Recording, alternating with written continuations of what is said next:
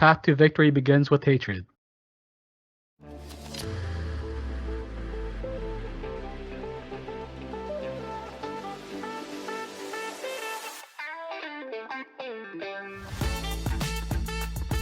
Greetings and welcome to the Supply Drop, episode 33, a game podcast created by three people who were tired of listening to other people's podcasts. My name is Nate. I'll be your host. I'm joined by two other co-hosts, the first being Scott. Hello, everybody. Scott, take us back to junior year of high school. Okay. Who was your band? Ooh, junior would be. I will also accept senior year of high school and sophomore year. Oh, like my main. Who was your high school band that you really dug? God, this is really going to age me. Why don't you do that? It would probably have to be Van Halen. Oh, nice. That's a good choice. Yeah. Just yesterday, I'm driving home from work and I'm listening to "Ain't Talking About Love." Yeah. Isn't that funny? How it's like, how that happens? Maybe that's why you asked that question. Yeah, maybe it was. Yeah, maybe you're reminiscing. Yeah, a little bit. Something like that. I was born a little later. I was like, I first started getting into music when the grunge era kind of. Oh, yeah. So then, what's your junior year? Do you guys remember Sublime? Oh yeah. I listened to that today. Did you? This is crazy. Yeah. Wow. Thick. What about you? Honestly, like junior year, I can't remember. I remember more in like near college. I like a lot of things like the script, and then also like. He's listening to cool music. I don't know. It's a little bit, I guess, more alternative, not necessarily rock. I was actually, I can't say it was my favorite, but I was listening to Pink Floyd a lot during junior year. Yeah. I was actually in a band. I was in a band. Really? I was playing the drums. Yeah.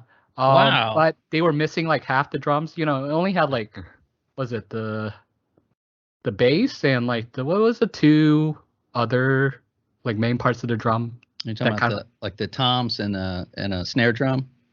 The snare, yes. Yeah. And so you were. I was making do. You were making do, yeah. Yeah. You're like the White Stripes. That's punk rock, right. Yeah, I didn't have like any. Two drums cymbals. and a cymbal, and yeah, no cymbals. Oh wow. Yeah. Real quick, Scott, you can play guitar. Mm-hmm. Vic can play drums. I can play cowbell. That's a band. We got right, what was it? A turquoise Floyd. Yeah. Turquoise. Yeah. Instead of Pink Floyd. Yeah. Oh yeah. Okay. It's like a cover band. Oh, I gotcha now. I gotcha. Yeah. Jokes are hard for me. Doesn't roll off the tongue though. But. Okay. No, it was solid. It was a solid joke. All right, guys. Before we get started, I want to remind listeners that they can drop us a comment, question, or insult at the Supply Drop Podcast YouTube channel. Scott, tell us about your week. How'd your week go? My week went pretty good until Destiny Lightfall dropped. Then it kind of went, Lightfall. If you've been keeping up with this, you've probably heard some stuff, online that it is not of the same quality of their previous DLC, and I would agree with that.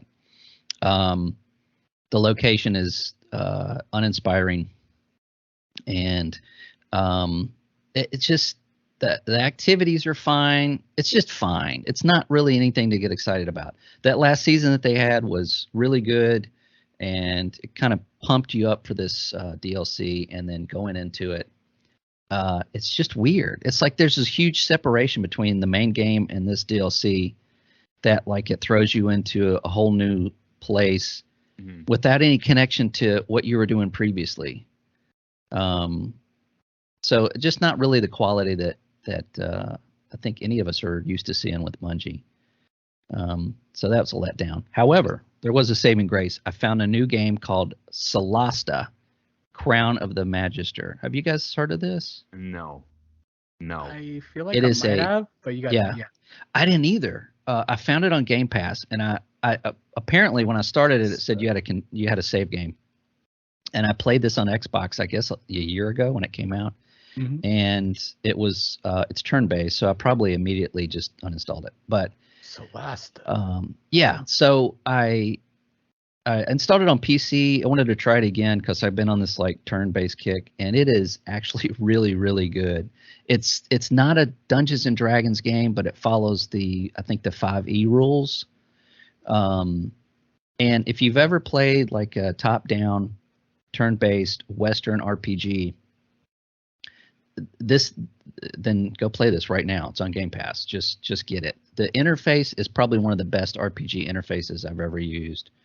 Just the interface and the ease of the turn-based. The graphics are great. The voice acting is good. The facial animations are terrible, so it doesn't feel like a AAA game. But after being so disappointed with Destiny, Lightfall, this kind of saved my week. That's so a little palate cleanser. Yeah. Is this like a Divinity Original Sin type of top-down isometric? Kind of gives me that vibes. It almost looks like Inquisition. Okay. Graphically, I don't know. Graphically, yeah, it does kind of have that same kind of. I mean, it is a Dungeons and Dragons game without, I think, actually having the Dungeons and Dragons license. You know, they can kind of fudge that a little bit. Yeah. But you know, I've never really liked turn-based, and there's two kinds of turn-based, and Thick will probably explain the other one better. But the Western turn-based is when you get into battle, you're seeing basically your characters from a top-down view, and then there's a grid like a chessboard. Mm-hmm. So you already know where your enemies are, where they're placed. So it's kind of about a strategic placement of characters and utilization of their, what they can do and their abilities and their class and all that. I'm starting to really like that. The other one is basically the Eastern, the Japanese version of RPGs, where the turn-based, where you move a character on a road and then it says attack, and then you get attacked, but you've got the good guys on one side and the bad guys on the other, and they're just kind of like almost about ready to run across the field and hit a ball together. And then you kind of take turns back and forth. That's something that I'm not really that fond of. But this is just hitting. This is checking all the marks. And if you want to play Baldur's Gate 3 and can't wait, get it. Just play it. Thick, is he describing like a strategy RPG? Yeah. Like, I would say so. I would say like the typical idea of a JRPG, yes, that's definitely one way. But they do have a lot of fair amounts of strategy type. They're not all like that, right? Yeah, but it's definitely. I don't think I've ever played a JRPG that had that top-down grid-based. Yeah, I know what you mean. Like, it's kind of like almost like XCOM in a way, right? Yeah. Like it feels like it. Yeah, it almost looks like like you're playing D&D and you're looking at a table and you're looking at the board, right? So you pick up your players and I think the closest thing would be Valkyrie Chronicles, but even then, it's mechanically different. It's closer to XCOM. Yeah. So unhappy with Destiny, happy with say the name of this game one more time. It's called Solasta. Solasta. Yeah, and there's also a bunch of DLC apparently to it. Hopefully better than Lightfall. I want you to do the highly scientific process of just estimating how many people made this game, Solasta. Just by looking at it, tell us the specific number. I would probably say this is around 50. It's definitely a AA studio. Yeah. Okay. It does lack that voice acting, peak that you usually get with an RPG. And then, of course, the facial animations and some of the animations in the cutscenes are a little rough, but you kind of excuse it. The characters are really interesting, and they banter, and talk about what to do next and argue about it and things like that. So it's got everything you want out of a Western RPG, top-down D&D type, game. And again, after playing Baldur's Gate 3 and shelving it until it comes out because of bugs, this is really scratching that itch for me. Okay. Are you gonna finish it? It got decent reviews on Steam. Yeah. It kind of depends. So far, Atomic Heart came out. I'm kind of disappointed with that as well. Dead Space I completed. Nice. That How was long? how long? Yeah. I think it was about 11 hours. Okay. Pretty quick run through, yeah. Yeah. So I mean, that kind of came out swinging. It's like, yeah, this is great. Dead Space, fantastic. Played it, loved it. Atomic Heart. I'm really finding it hard to play it. Mm-hmm. And then Lightfall really just fell. So yeah, it's so far this year's been So is there anything you like in Lightfall? Like, yeah, I mean it's still Destiny 2. There are Yeah. some quality of life things that they have changed. They've changed the interface up a little bit and made it a little less clunky. mhm. And then there's some currency things that are a little bit Streamlining, I better. guess. Streamlining, yeah.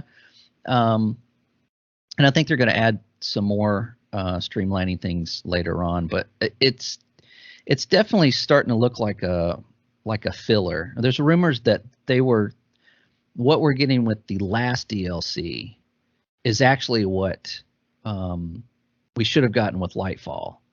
So they moved what they were going to do with Lightfall to next year with the last shape. Okay. So then it makes you wonder, what is Lightfall? I mean, what? I guess it is. It's just a filler. It's just It feels very disjointed. Like the Yeah. character art is great, but it just like it's a departure from the typical Destiny. It is, yeah. And the guy that usually they introduce a new character or just a different character that kind of feeds you information and pushes you along into this new DLC and this new story. And this guy, I just want to choke him. I cannot stand him. He is probably the worst character that they have ever created. He's like this, giant, like Chad-looking cyborg that's talks like a surfer. Is it like that alien person with the hair, or is it someone else? I'm like, it's do like you the mean? wavely hair. I don't know. No, It's he's like got like a helmet. Like, well, I mean, okay. part of his head is metal, so he doesn't really have the wavy hair. But yeah, it's just missing the mark. That I'm used to of getting, the big DLC from Bungie. So they're obviously all winding it down and moving on to the next title. Scott, when I played Destiny last, I remember they had some bosses that were just giant orbs, like bullet sponges, and they would just move around and shoot. Like they were I hate using this term, lazy developers, but it was just like, yeah. Oh my gosh, you created a circle, like a globe. Right. Do they have they fixed that? No, they still have it. They're reusing everything for this DLC. Terrible. There's it's just reskinned. Yeah, there's not really. There's one enemy that it looks different, but I swear the animations are from something else, and the abilities are basically the same as this other thing, but they just reskinned it. How disappointing. It is disappointing, and it makes me wonder about what their plans are for the future of Destiny 2. This is a very profitable game for them, and they've actually taken this game and cut out any new users. I mean, any new players that come in. There's no way you could possibly know what's going on. Yeah. Or and actually, I wouldn't tell anybody to go play this now because this is like the worst thing they've done in a while. And I wouldn't want to introduce anybody to this at this point.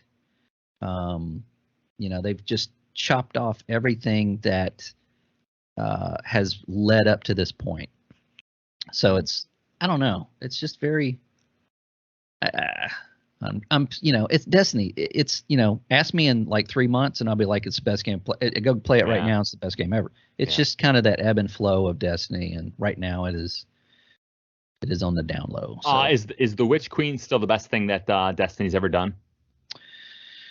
Well, that's subjective. The Witch Queen I thought was pretty good. I still think the Taken King from the first game was the best addition to the game overall. It was such a change, and they changed pretty much everything for the better. And introduced. They just opened up the story and more activities, and it was really what Destiny was supposed to be. Right? It really did. Yeah. Had they not released that, I don't think there would be Destiny right now. Yeah, this feels like one of their like first expansions. Well, what do you remember the two? It was like two of them. Oh god. Yeah, they were back to back. Yeah. Yeah, I can't recall them right now. They weren't memorable. That's why. They really weren't. They were kind of like, what is this? And then the other Yeah. one was like, really? And then Taken King was like, wow, just Yeah. earth shattering. Mm. But as far as like Destiny 2, most of them have been good. There's not one that really I think there's a couple that's probably better than the other ones, but when they come out, they change the story, the characters, new activities. It's just a explosion of content that is fun to do. And this one is just there's not really anything new there at all. I want to ask Scott one last question. All right. right. So I went to Destiny, obviously being a fan of the first couple Halo games. Right. I love those Halo sandbox areas, those big open areas that are, you want to play like 100 different times because you can go in different areas and snipe here, close quarters there. Then when I went to Destiny, I was like, oh my gosh, the whole game is so like run forward. It didn't feel like it had those sections. Yeah. Did they kind of add those during Destiny 2? Did they add those eventually? Well, yeah. I mean, if you played Destiny 1 when it first came out, it is like not a treadmill. It was like a treadmill. Yeah, it's not the same game. It isn't, that okay. that was completely. There's a whole. You go to YouTube and look up the history of that. There's, Joe Staten of Halo fame wrote the entire story, had it all pinned, had it down.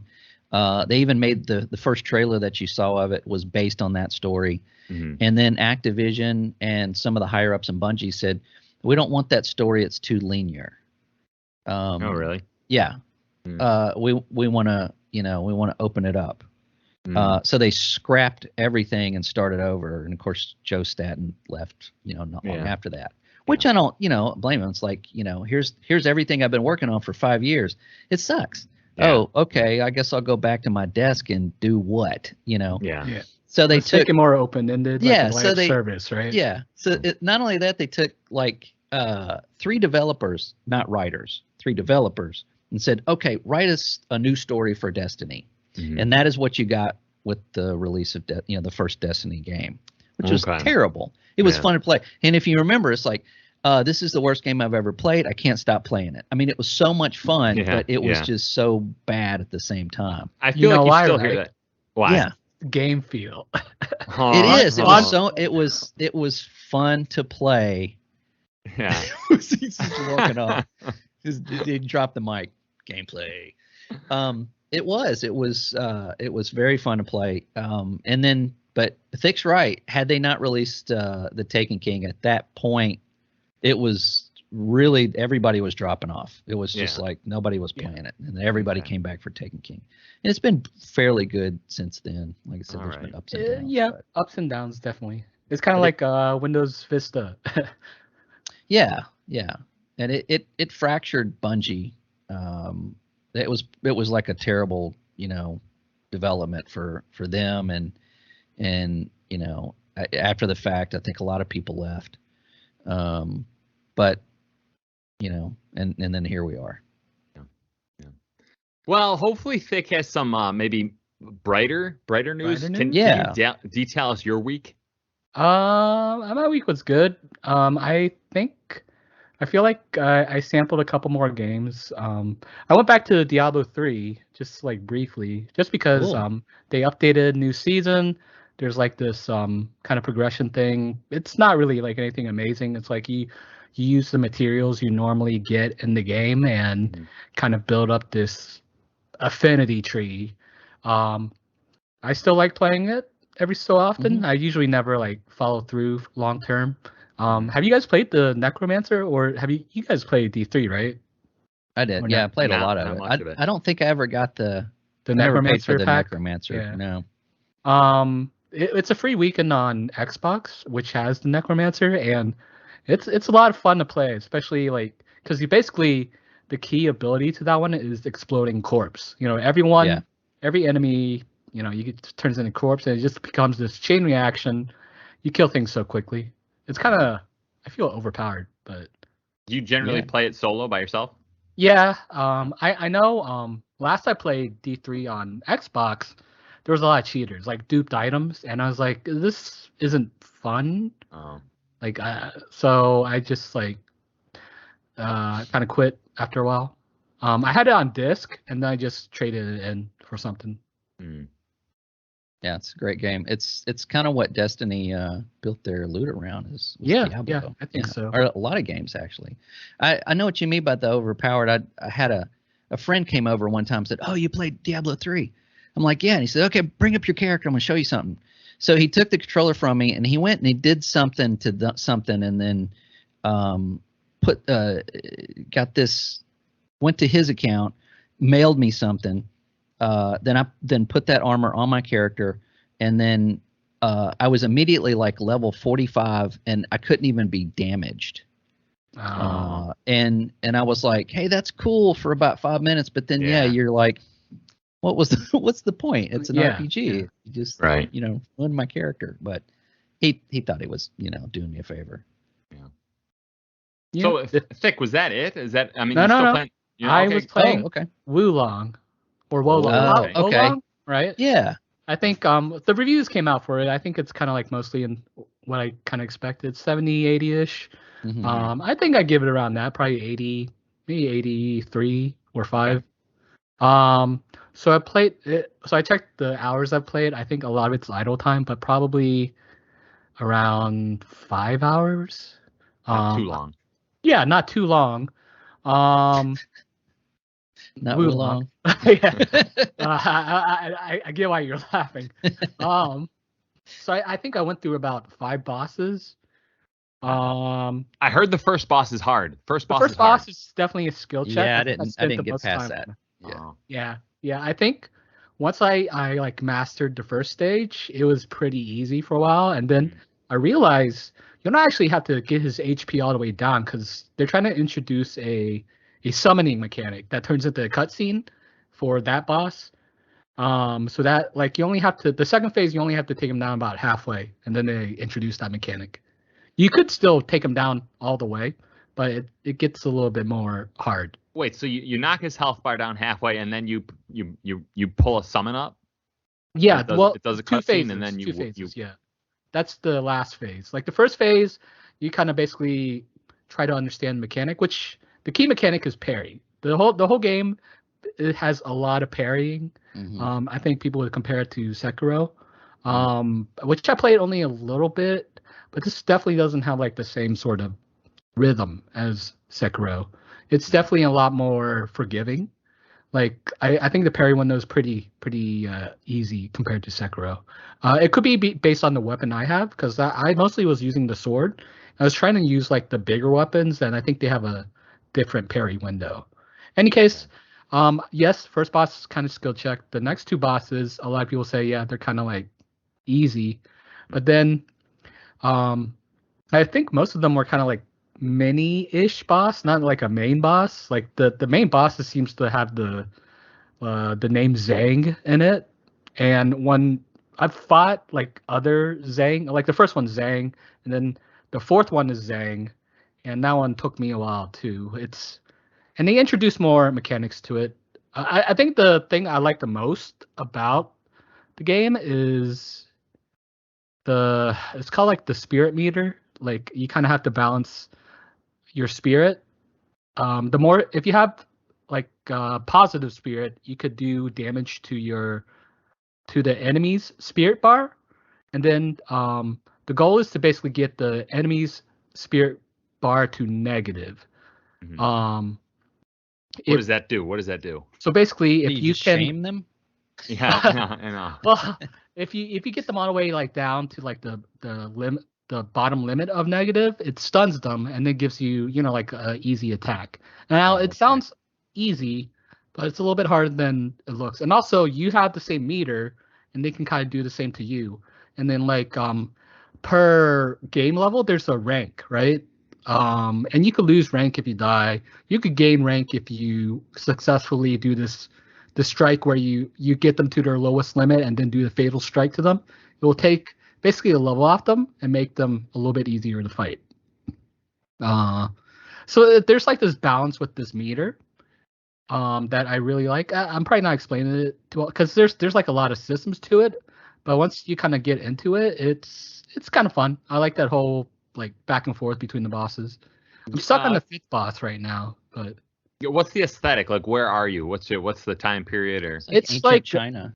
yeah, ancient China? Chinese Three Kingdoms sort of style, like some like samurai? Dynasty Warriors, more Okay. Dynasty Warriors. Okay, I got Yeah, I did really like the flow of the sword play was a lot like, Crouching Tiger, Hidden Dragon. Yeah, We're so used to seeing that Japanese, samurai, brutish and quick, flurries, and this is exactly what you think of, when you think of that movie. Yeah. And what did you play it on? Xbox. Xbox? And how was the performance? I thought it was okay. It was good. Okay. I didn't really have too many issues. I know PC has more issues, so yeah. Like last week we talked about the demo. There's a demo on Steam that I played for a little bit, and I was having some technical issues with it, and then just perusing the menu was kind of difficult, and then the stuttering and the low res, and so I didn't really spend a lot of time with it. But when it hit Game Pass, I downloaded it and the full version of it. And I don't know if there's really a difference in it, but I didn't have those hiccups in the graphics. I was able to actually go in the menu and change a couple of things with the graphics. And then I was able to change it from PlayStation controller to Xbox controller, so I could actually see what the buttons. That's not that I don't know what the buttons are, but it's kind of, it's a little jarring. It's just, I know. yeah, it's just when it's like push this immediately, you're like pyramid, but it did perform better, so I was able to play a little bit more of it, and it's kind of like I would say it's more like Sekiro than say Dark Souls. Yeah. But more still, forgiving. Yeah, it still just feels a little generic to me. I don't think I'm gonna go through with that's it. fine. I think not that it's not fun, but I guess it's pretty casual to me enough. Like not where it's not too hard, although some of the bosses are kind of frustrating, but it just reminds me of older games, something kind of remind me of Onimusha or what's the Ninja Gaiden? Or the like the Xbox version. It is Team Ninja, I think. Yeah. Right? Yeah. So. Yeah, it is, isn't it? Yeah. Is it? I don't think it is. Didn't they just release that Wanted Dead? No, something? I think that was people from Team Ninja okay. branched off and made their own thing. So I would say like the most unique thing is probably the Spirit Bar. I don't know if it's a Neo or anything, because this is a lot of people say it's comparable to Neo as well. But like the Spirit Bar, there's positive, negative. When you have positive, you can basically do more damage with your attacks. You could send it to negative, but if you get hit, you're going to get stunned. So there's like that risk reward aspect. Yep, Team Ninja. Oh, it is Team Ninja. But maybe it's not that Tamanaba Baku. What's that rock star? The kind of guy with the glasses. Oh yeah. Oh God, what was his name? Yeah, he always wore sunglasses and he wore leather jackets a lot. Yeah. That guy's so cool. Yeah. Walks around with a cigarette. Somebody asks him a question. He's like, yeah. And then just walks off. And I'm like, I don't know what he said. All right. So that was are you still playing Overwatch? Yeah, I've been playing it. Have you not been looking? I'll see you in there. Yeah, I'll see you in there. And I'm like, if only they didn't ask for my phone number, I'd be joining you. Oh. Yeah.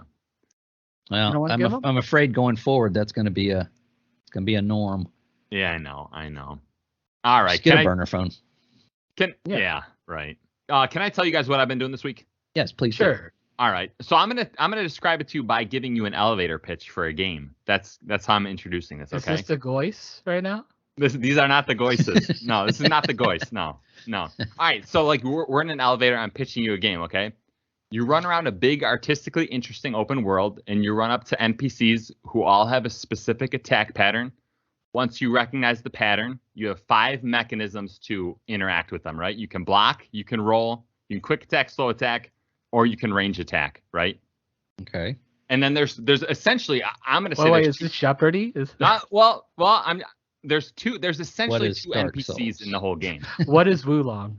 No, it's not. So apparently it's a better game than Wulong, but I don't know. So there's like small enemies they all attack real slow, like boring, and then you Okay. get to a boss and the boss just spazzes out on you, and apparently that's fun, right? And then also just make sure you don't die twice in this game. You can die once, no problem. Right. And you gotta run to your thing. What is Sekiro? Obviously, I'm describing Elden Ring to you guys, right? Yeah. Yeah.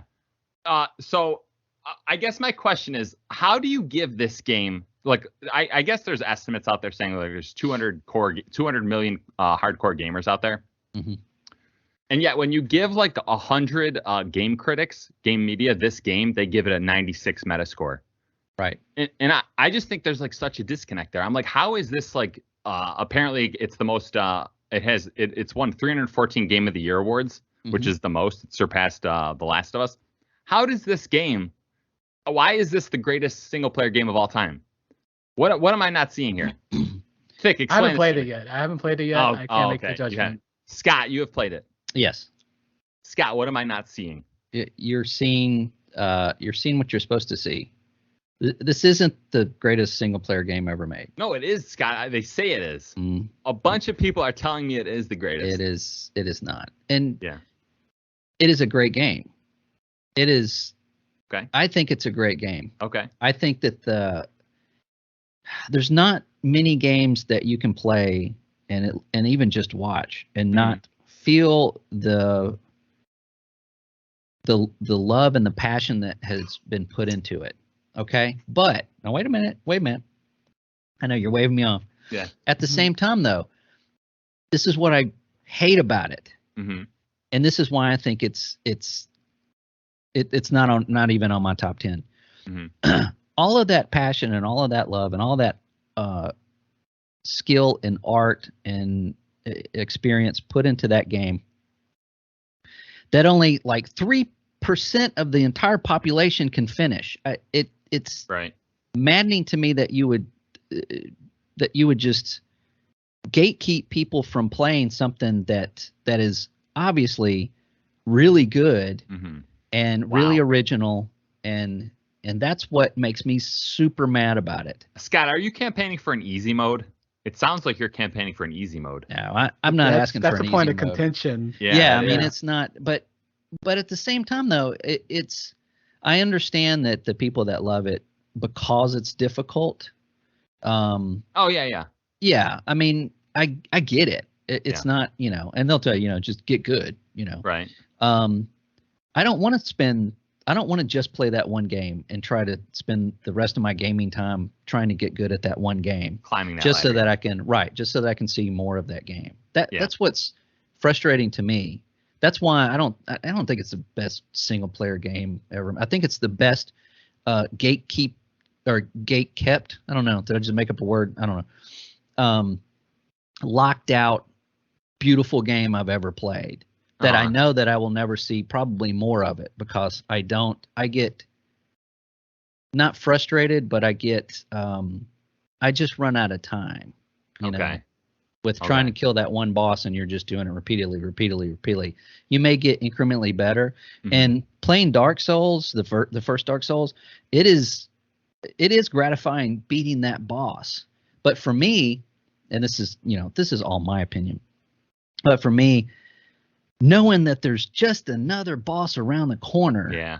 And by the way, all the bosses they're essentially the same. They just jump right on you and they spaz out.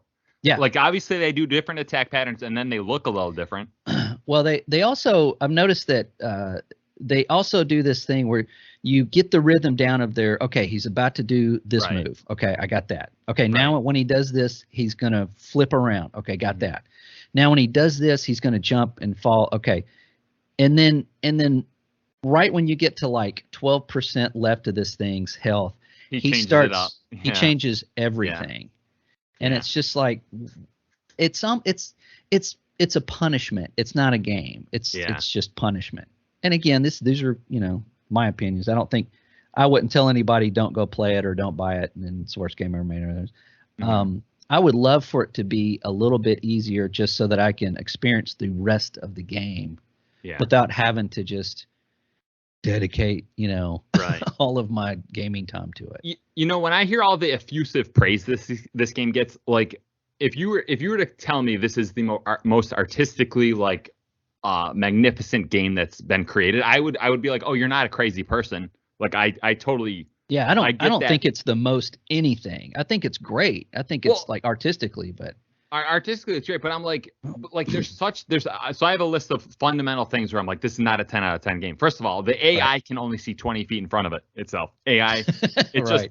And by the way, it also gives you like a time, like, you know, the AI will see you 20 feet away and he'll kind of like be like, is that another player? And then if you just scurry away, he's like, oh, it was nothing. That was nothing. Right. It's so like insane that like it's so immersion breaking. Like I'm in I guess. Unless you're a boss. The boss can like just jump on you. Hear you breathe, from across the map. Yeah. Honestly, that is not really a con to me. That whole AI distance thing. Yeah. Because I feel like why don't they chase you? I don't know. Like I'm so used to it in MMO mechanics. Yeah. So like I just accept it. It doesn't really bother me. Yeah, but this is an MMO. I know. But like it's the same in Wulong as well. Yeah. Yeah. I guess I see what Fick's saying. Like people are just, they accept certain things and it's like not an issue. Well, what game came out at the same time? Horizon. Yes. Forbidden West, right. Right. Also, yeah. A lot of the same issues. Yeah. So, and I think that I know a lot of the people, not the awards people, but just players, I think what they liked about it, what they were praising about is because it was a lot of people were buying it and playing it and enjoying it because it didn't hold your hand. It doesn't have a map with like 30 things on it. I like that too. Absolutely. It doesn't have a protagonist that's like, hey, maybe if I light this flame, I can save my game. Or, hey, maybe if I go over there, I'll die 6 million times. So, it's in contrast to like, Far Cry and Horizon and, anything Sony's done in the last 3 years. Yeah. That's where a lot of the praise comes from, and I see that as well because as us gamers, we don't tell me to push A to jump. I know that you feel like that game. It didn't hold your hand. No, I mean you have a and actually the first time I played it, I got out of the cave or whatever. I'm like, wow, I didn't even really get a tutorial. I guess that's cool, but. Yeah. I just wasn't smart enough to see that if you just took a right, it would actually take you through a section where, but even I missed that because I'm waiting for that game to tell me what to do next. Yeah. Oh, what do I do next? What do I do next? I'm not even thinking, we talked about that with Divinity 2 where it's logic based, but you're so used to going, okay, this game should be telling me what to do next. Right. That's where I think a lot of the praise comes. And I do agree with that. But yeah, I mean, it's a beautiful game. It is. I could see just the passion that goes into it. But as far as a single player experience, one of the greatest. I personally don't see it. No. I couldn't say that. Well, let me quickly run down this list of some other issues I had with it, and just tell me briefly if I'm on anything. All right. So the world is once again just NPCs standing still. They're just waiting for the player to go. Yeah, this is not Skyrim. Okay, let's get that out of the way. Right. Yeah, I'm like every once in a while they have like a cool looking NPC who's like going along a quote unquote long path, and it's really just like 100 meters, and then he goes back and forth. And you're like, oh, it'd be cool if he's actually going somewhere, like delivering something, right? Right. That's what I was saying. The same thing. Yeah. It's like, where is everybody? Right. It's an open world. Yeah. Everything's just trying to kill me. Yeah. Oh, okay. The loot. You pick up nonstop like unique items that I have no idea what they are. Right. You pick up chalices, coins, orbs, medallions, crystals, runes, gems. Everything you pick up, you have no idea what it does. Yeah, I agree with that. That's just so annoying, right? That's always been an annoyance for me in any from software game. Yeah. Yeah. And then I guess my last one is it's just upgrading your character is just so basic. It's like, do you want stronger strength? Do you want to upgrade your your vigor? Do you want your intelligence? It's just like the standard like RPG, like let's get a little bit stronger in this area. Let's get a little bit stronger in this area, right? Mm-hmm. So if I'm I'm probably 10 hours into the game right now. I'm like, this is an 8 out of 10. It's like way better than Far Cry 6. Mm-hmm. It's definitely more interesting, but I'm like, I just don't understand where this, like, to me, you reserve a 10 out of 10 for a game that like, it's like moves the industry forward. It moves things forward. Right. Yes. So I think it's a decent game. I wouldn't say it's a great game. Right. Yeah. Can I tell you why I stopped playing it? Yeah. It's real quick. I found that I played a samurai, and I found that there was this field, and there were these 3 guys that were just above a regular enemy, so like I bosses? could not really mini bosses, like a mini boss, right? Okay. So, but you get a lot of XP, from. Yeah.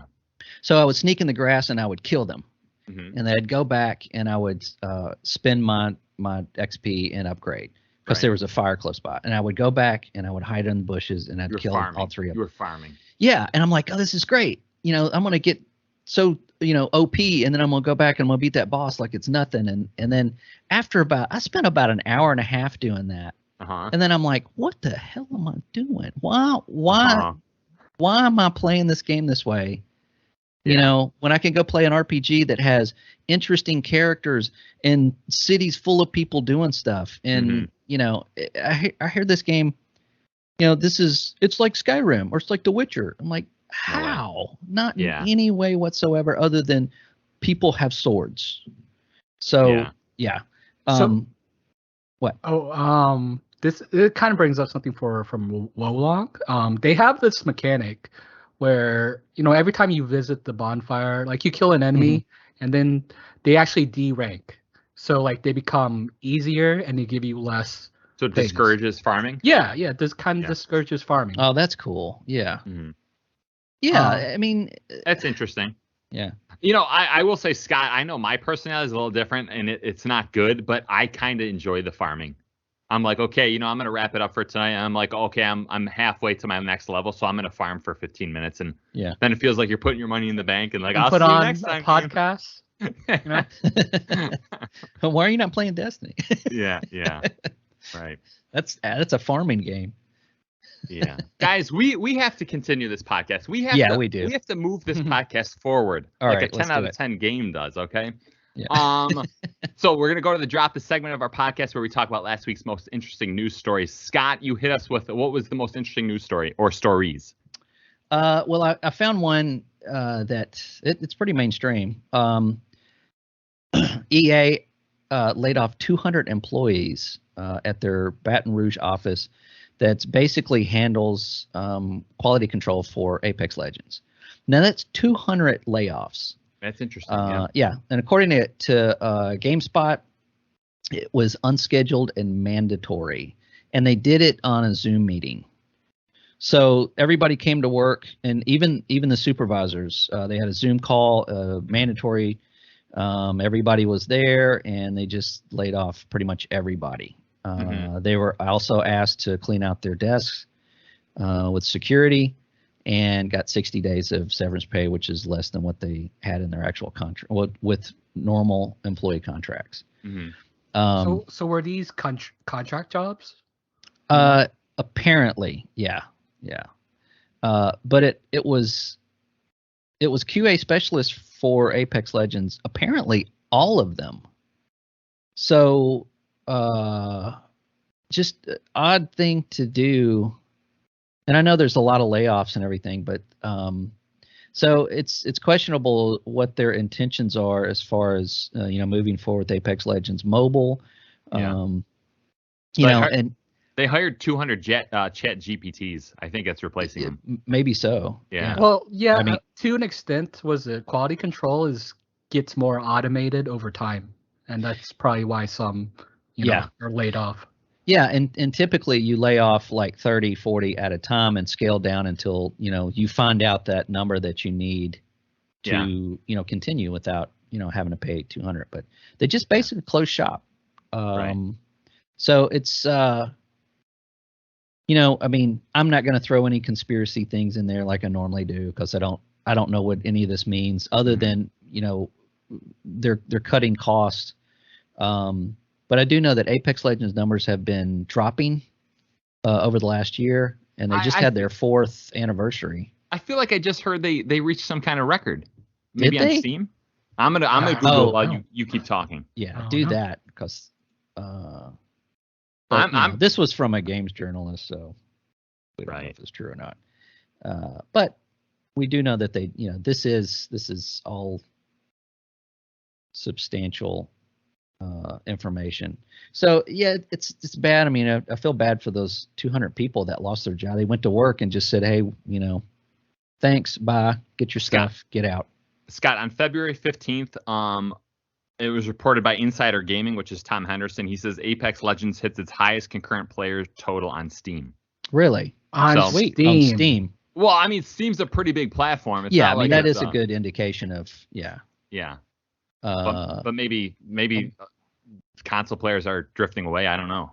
Well, aren't they canceling the mobile The single player game? Well, the single player game, yeah, I don't think they got very far in the single player game, to be honest. The mobile's being shut down. So, I mean, it could just be that they're just not needed. Like you said, Thick, I mean, maybe there's some kind of automation or maybe a smaller studio that they've set up that they find can be, or they outsourced it or something like that. But it's just kind of crappy for, you know. Yeah. I mean, nobody would want to go to the, you know, show up Monday morning and turn back around and get your stuff and leave. So yeah, but I've kind of had that. Well, I haven't personally had it, but I've had coworkers that had that had to face that. It was not good. That's tough. I've had to do that. I mean, not for 200 people, obviously, but you know, it's not fun. Yeah. But yeah, I don't know. I mean, you can read into it what you want, and maybe we'll find out what their plans are. But EA's not really one to kind of, you know, they're not very open about what they're doing. Yeah. So, but again, it's kind of sad news. I wish I had better news. Thick, I hope you got something that's a little more positive. A little bit positive, a little bit negative, I guess. Make us happy. You guys ready? Yeah. I know, I'm being Debbie Downer this week. Was it? It's been quite a eventful week for Square Enix. I think the positive news is they did a showing Good news, bad news. FF16. They gave a lot of gameplay. You guys saw it, or did you guys watch any of it? I watched some of it. Yeah. Okay. As we kind of see, it's not open world. From what they say, it's gonna be like more. I don't know how we want to call this: semi-open world, open zone. It's like hub-ish, hub world. Hub-ish, yeah, something like that. Yeah. Not fully linear like some of their past games. It seems like they kind of keep like, you guys know what a stagger mechanic is. Like, it's almost like in God of War where you fill up a secondary bar and then you do more damage to the enemy. I think that's a pretty common mechanic. That's what I kind of see with this one. You have a pet instead. It doesn't seem like there's other characters, at least as far as I know for now. So wait, you don't have a party? It didn't seem like it. You don't have a car full of boy band? Nah. You're essentially Lorenzo Lamas in Renegade. This is definitely more Scott, right? action. Nice. Yeah, I got that one. I didn't get that one, but you should watch it after the show. Okay. YouTube it, yeah. okay. That's awesome. He's a yeah. They say it's more like almost more like Devil May Cry. Yeah. Yeah. Aren't they hiring the Devil May Cry combat designer? Or I think so. Yeah. Yeah. Are you happy about the direction that it seems to be almost an action RPG? I'm fine with it. I think there was also in a Skill Up interview they were talking about how the developers, they actually don't like the term JRPG. I think I heard the same interview. You heard about that one, right? Yeah. Like they just say, but it may not. They know it's not like used with like maliciousness nowadays, but like it didn't sound like he knew that. It sounded like he said that it was more so in the past. In the right? past, okay. Yeah. Yeah, like people would kind of pigeonhole you to what you expect a JRPG is. Let me ask you, did you buy that? Did you like, that makes sense? Because I thought did he say 15 years ago it was kind of a derogatory term? Yeah, something like that, wasn't it? I would say maybe like it's offensive in some ways. Probably not like racist or anything, but more like he thought it was like it's stereotyping. it was like a genre that was a lesser genre, right? Like, oh, it's another one of the JRPGs. I would say more like stereotyping, not necessarily with malicious intent, because they disclose that it's not really like used like with maliciousness nowadays. It's just used as like a type of game, right? Right. But I mean, then that's fine. I think that's one way for them to look at it. And it's good to know their perspective of it. Like, Yeah. Was it? One thing, another kind of interesting tidbit is that with it being exclusive, like they have a lot of help from Sony optimizing it for PS5. Oh, that's right. So that's probably why it's taken a while for the PC version to also come out. It's like 6 months at least.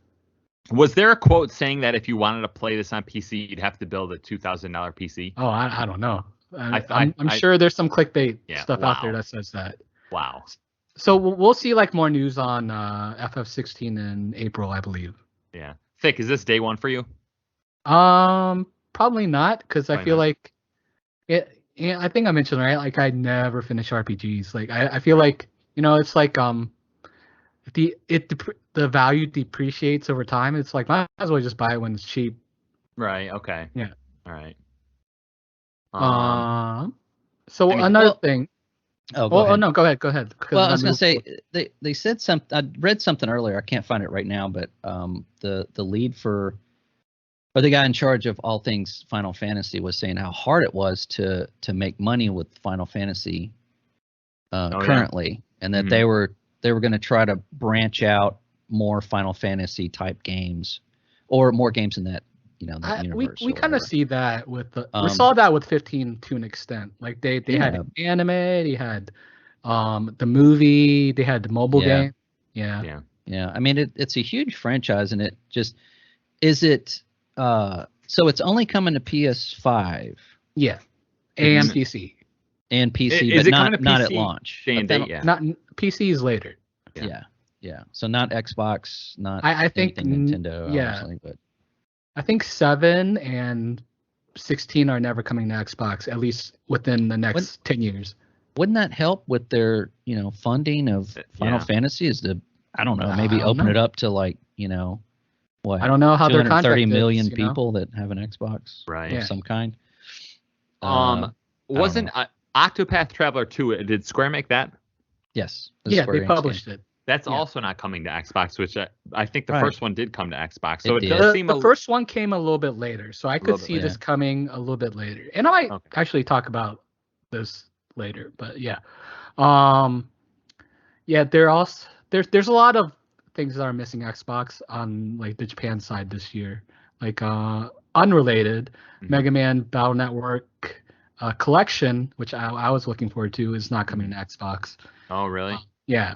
And then a couple other games, but I can't think of it right now. Any case, the next half or the next portion of what's going on with Square is Luminous Productions, the studio behind Forspoken, is now merging with Square Enix. So like, it was a wholly owned subsidiary. Now it's just basically going to be merged part. They're not going to lose any jobs or anything. They're going to continue to fix Forspoken and release a DLC for it this summer. But there's really not much I can get off of this aside from them just like not existing as a name, I guess. Yeah, it's not going to be a franchise. Yeah.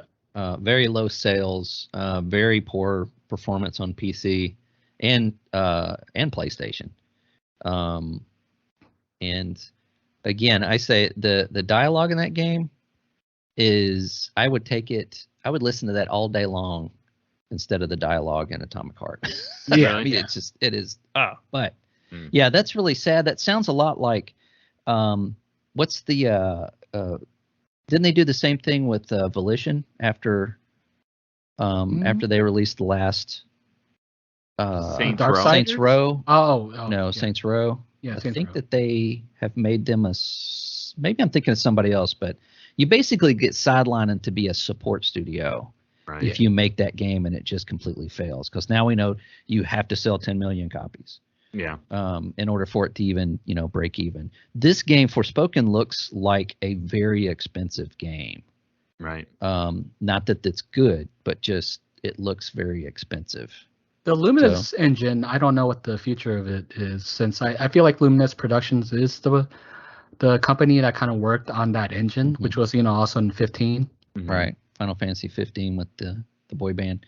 Is the new Final Fantasy game, that's Unreal Engine? That's Unreal. That's not the Luminous engine. Okay. Yeah. By the way, let's go back to the is it Final Fantasy 16 that's coming out? 16. Yeah. Is that gonna surpass 10 million units? Definitely. I feel like it will. What do you mean definitely? I don't know if the last one did. I feel like maybe the last may not, because it's exclusive now. I don't know. Actually, maybe. You're right. Yeah, maybe. Yeah. Maybe if they bundle it with enough consoles, maybe they will. Yeah. Yeah. Well, let's see. PS5, Final Fantasy 16 plus God of War. Yeah. Yeah. There you go. All right. So is that what that was your drop thick? One more thing. One more thing. Let's it was kind of announced kind of last minute. I think I mentioned it to you guys. Yosuke Matsuda is stepping down as, I think, the president or CEO of Square Enix, and was it the name I'm not super familiar with, but I'm just trying to read this headline real quick. Takashi Kiru is taking his place, which was a director at the company before. This news comes after kind of declining revenue from their fiscal report. People are saying, well, they're saying unknown reason for now, but people speculate it's because of the NFT and the failing Western studios. Oh, really? Yeah. I feel like Square's in kind of a tricky position. Like Capcom remember Capcom, what was it, 10, 15 years ago? They were kind of headed in the wrong direction.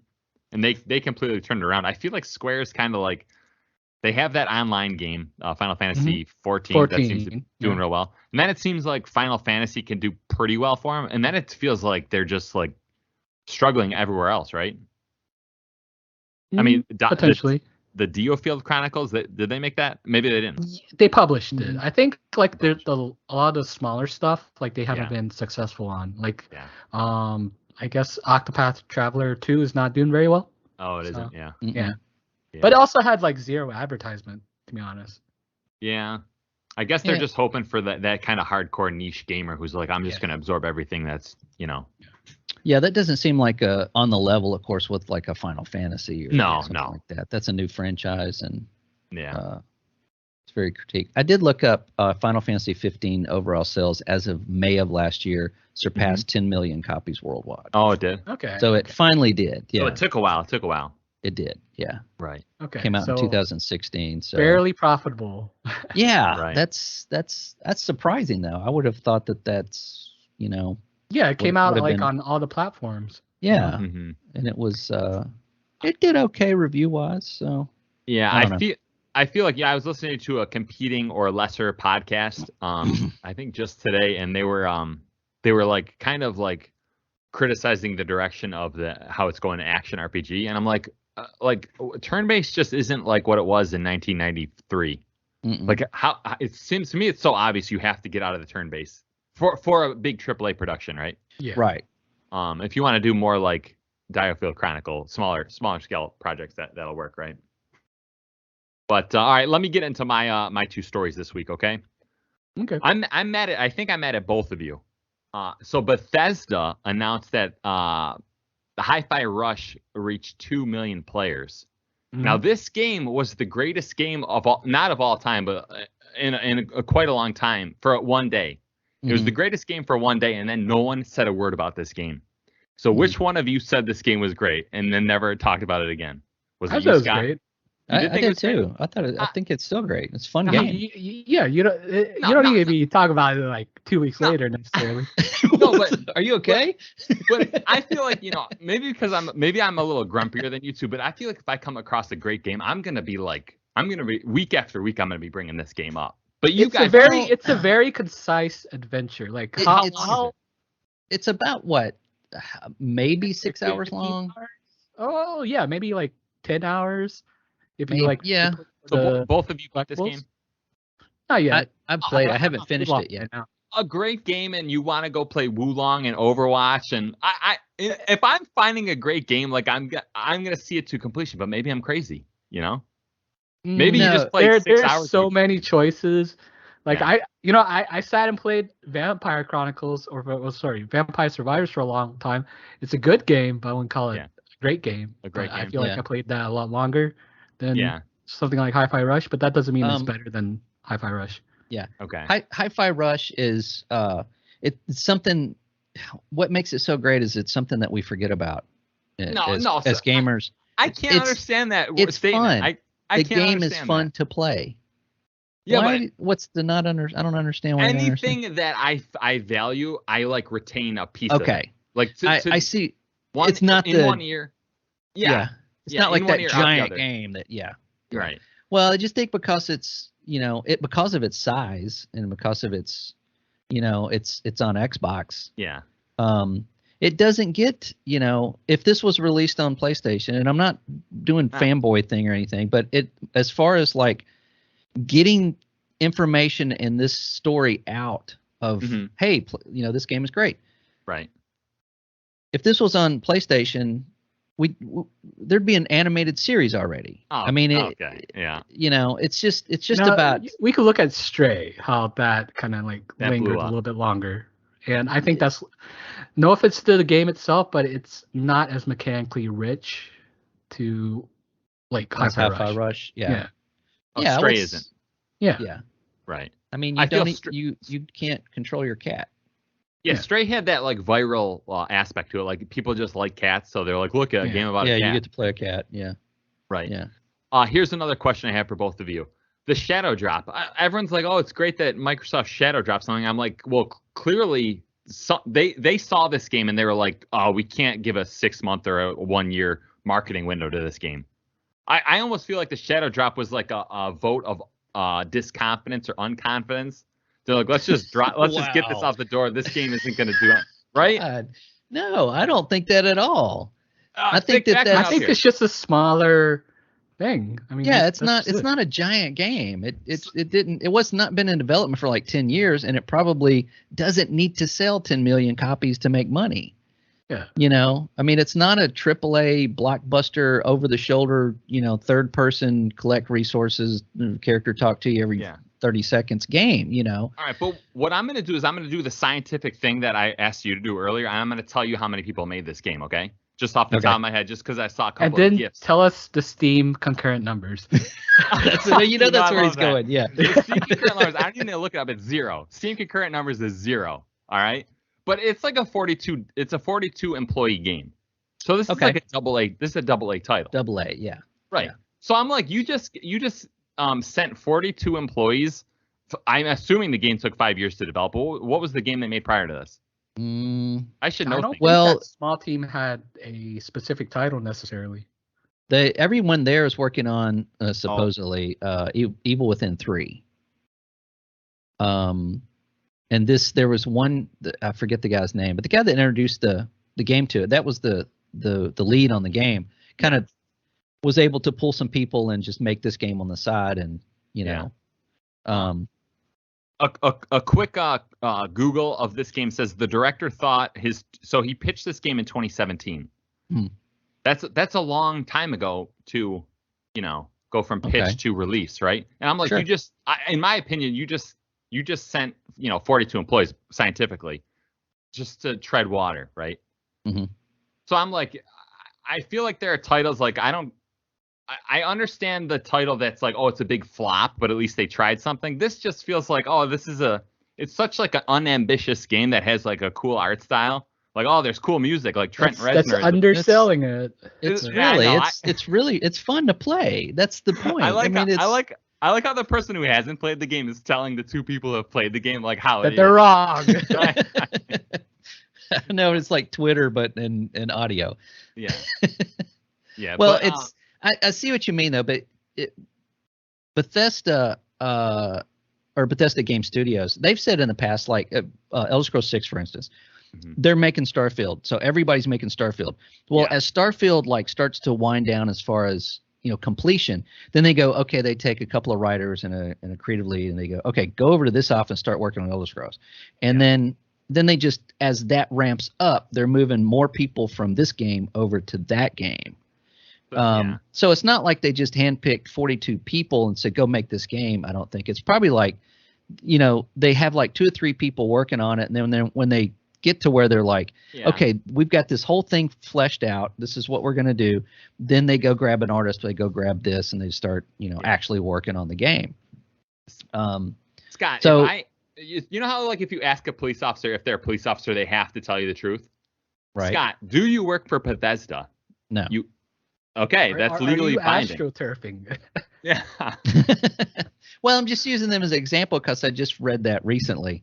Yeah. I'm sure a lot of studios do that. Well, Bungie does the same thing. I mean, they're working on supposedly 2 other titles, but one that we know about. Right. And then every time we get a DLC, here's Tom, that's the lead on Destiny 2. And then, 6 months later, it's like, here's Bob. He's the lead on Destiny. So there's a lot of turnover and stuff in those studios. And for them to just kind of pop out something unexpected and it be fun to play. And I don't think it was meant to be like, hey, this is a mega blockbuster game that we're going to have on, cereal boxes. All right. Let me say this. So on the PlayStation side of things, there's that game called Dreams, right? Yeah. You know that like game maker from Media Molecule. I feel like it's probably Thick. You be quiet. Hands down, Thick. That game is probably a game that sold 1 million to 1.5 million. It's considered like a flop. But I look at that and I'm like, okay, that's like they're going for the grand slam there, and like they struck out, but at least they went something. When I see this title, I'm like, they're going for like a bunt, like, and then they're gonna slowly jog to first base. I don't know. Okay, they gotta start somewhere. Yeah. Oh, you don't think they're making they're making a number 2? Yeah. I like how Bethesda's like they're like a upstart game studio. They got to start somewhere. It's not released that many, and the first Evil Within was really kind of rough, and then Evil Within 2 got much better reviews. Okay. Yeah, it was a much better game, and and there's some seasoned veterans there.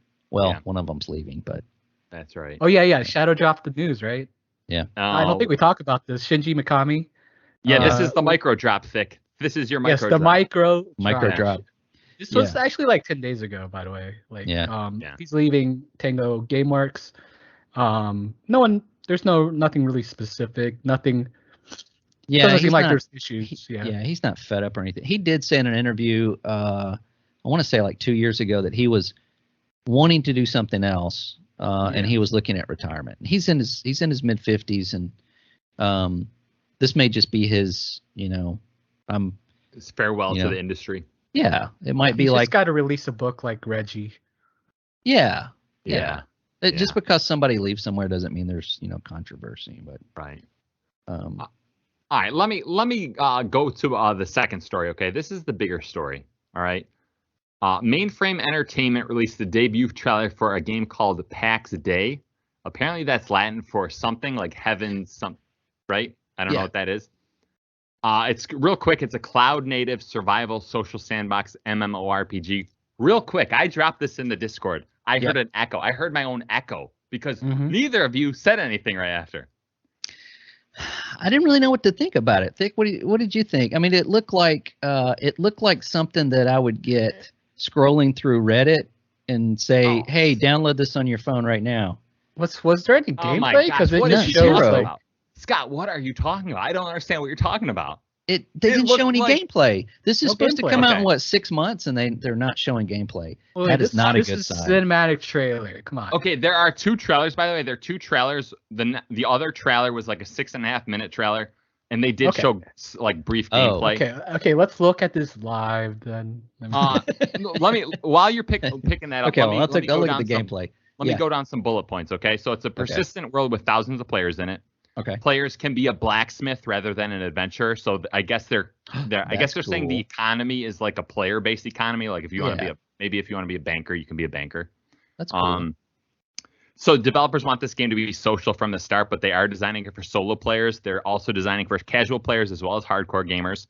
PvP will be opt-in, but they do want to make it high stakes. The economy, I just said, it's player-based, and the alpha is coming soon to PC. So essentially, I guess if you're a new player, you're going to start at the top of a mountain in like a safe village area. and then you're gonna build your own house. I guess you're gonna have neighbors who are like running around doing their thing too, and then you're gonna be able to go quest, like leave the mountain and go like exploring in whatever. Right. When I see this, I'm like, I'm currently playing Elden Ring, and then I see this, and I'm like, this is what Elden Ring should be. This is right. like, That's what you want Elden Ring to be. Yeah. this is Elden Ring in 50 years, right? But it's like, a team is actually ambitious enough to make this, right? I think we need to see like some more gameplay first. One of the comments, just kind of off note, is they said, judging by the dude's beard, this is going to be epic. Okay, all right. I think it's a studio that's like based up in the Netherlands or whatnot. So well, at least they release gameplay. I'm always leery about a game that comes out that's like they show this, epic grand, cinematic trailer coming out in August. Yeah. We should have saw that a year ago and gameplay by now. But yeah, if they're showing it, and I like that idea of being making stuff. Right. Oh, and by the way, so the first thing I always look for when a new game is shown is like I always try to see like the sight distance. Like I can't stand it when all games are like everything is medium to close range in front of you. This game, it feels like you can see 2 miles away. It feels like like Skyrim used to be like, see that mountain in the distance, you can go to it. You can go to it. Yeah. This is very much that like big, it feels like Lord of the Rings or something, right? So what this game really engine are gives they me using? That's a good question. I'm not sure about. Wait, it might be Unreal 5. Because they have some screen caps of what they're showing, right? Right. It looks like Unreal 5, maybe. Yeah. I will say it does look like a game like. There are some games that are like guaranteed hits. Like this does feel like this is it could be a dud, right? It seems like it's so ambitious it could just like peter out. Yeah, I mean it. I don't know. I'll have to look at the gameplay, but looking at the, I can't help this, but watching the official trailer, the reveal trailer, it made me think of, what's the game that we don't think is? Yes, thank you. Let's hope not. Where that's like, this is coming out really soon. I'm like, what? Yeah. So, but I mean, let's hope that this is an actual game. I had the benefit of the doubt compared to the days before. The day before. Yeah. But I feel like this looks like Black Desert, to be honest. Like just looking at it.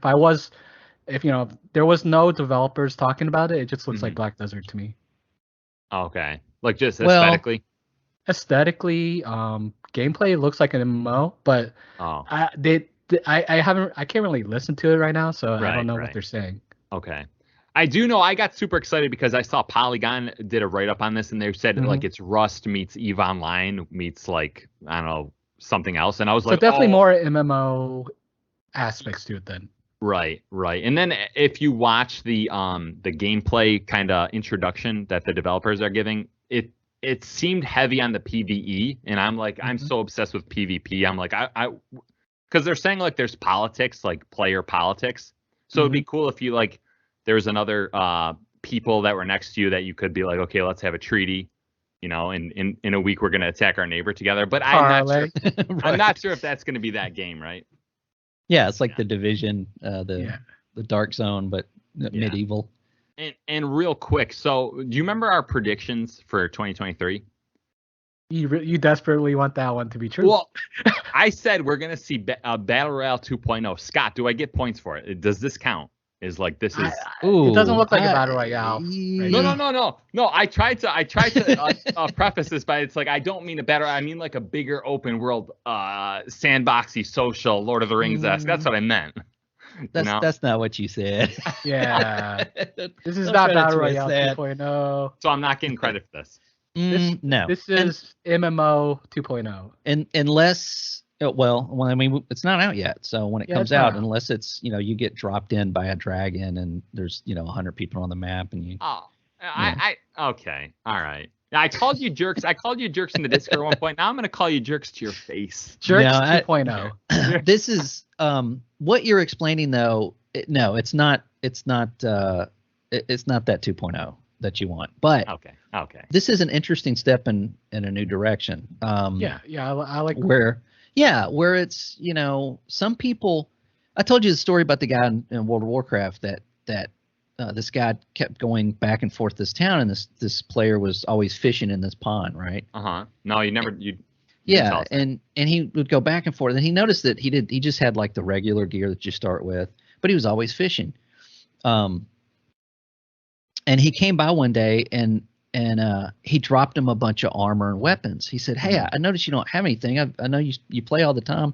Here's all this stuff." And the guy was like, "Thanks, but you can keep it. I don't care." I said, I play this game for fishing. Fish. Yeah. And so the fishing in the game has got to be pretty bad.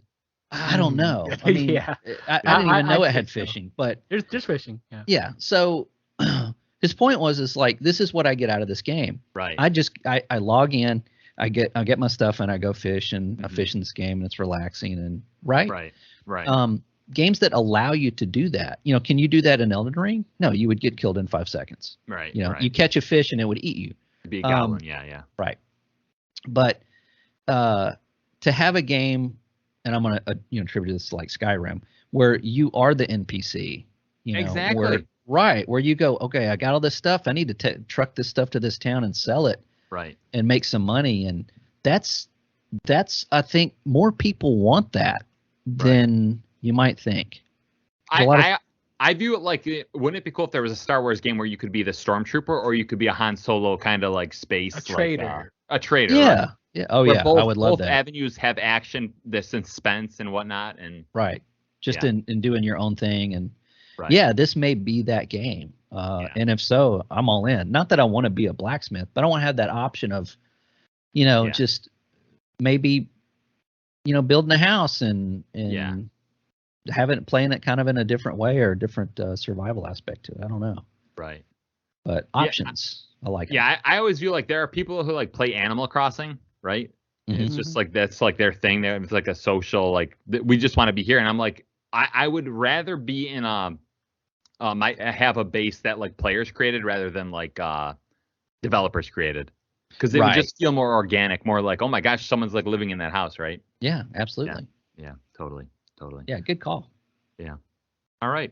So you guys, essentially, you don't have to say it on the podcast, but you both did apologize to me. Okay. And moving on. I heard it. Listeners heard it too. We got to go through the rumor mill. There's 6 rumors this week. Quick fire. Real quick. Rumor number one. NVIDIA files have revealed Counter-Strike 2 is in the works. Mm-hmm. Wait, doesn't that already exist? I guess this is going to be on the Source engine. It's going to be a little bit, Counter-Strike Go 2? Yeah, it's basically a minor upgrade. Oh, that sounds terrible. Yeah. Rumor mill number 2. Jeff Grubb says to expect a Switch 2/Pro announcement at the end of this year. Also, he's 45% sure it will release this year. Thick, let's go to our Nintendo expert. What do you have to say about this new report? Metro Prime 4 better release with it. That's all I'm going to say. It'll be Call of Duty. Oh, yeah. Oh, yeah, Call of Duty. The next one. Yeah. Thick, let me ask you this. What is the typical, like, if you just had to estimate off the top of your head, what's the typical, like, announce time for a new Nintendo console to a release time? So they announced the Switch the year before. Mm-hmm. 2016, around September or November, from what I remember. And then when did it release? It released in March. Actually, this is was it 6th year? Like, I think we just passed. Yeah, it was 3/3 was the release date for the Switch. So yeah. Okay. So happy birthday. Yeah. Thick, do you want this to be a Switch 2 or a Switch Pro, or is there a difference? I'm fine with either. And I'm not asking Scott because of what he said last week about what Nintendo should. I'm not asking him.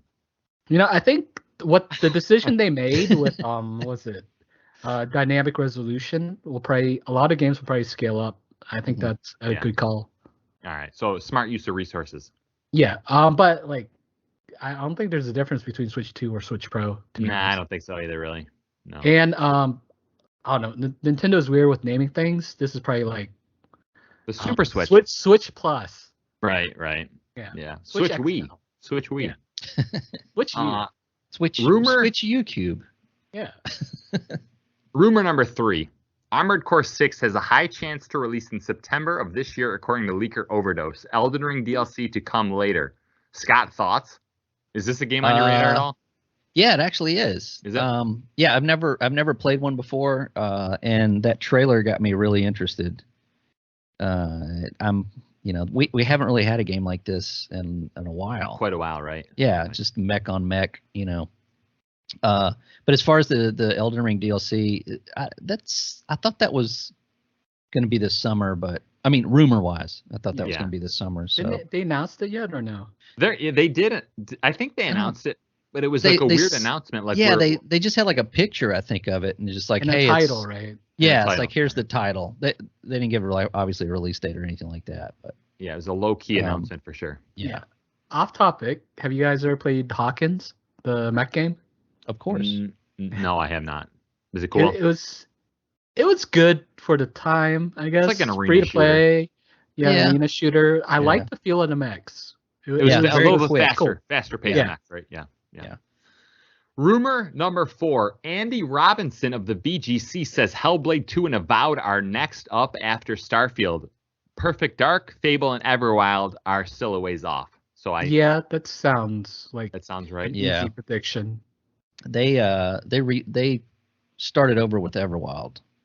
Right. They just kept the aesthetic and scrapped whatever they had. Yeah. The stack was the best thing about that game. Yeah, it looks fantastic. I don't really have too much faith in that game right now.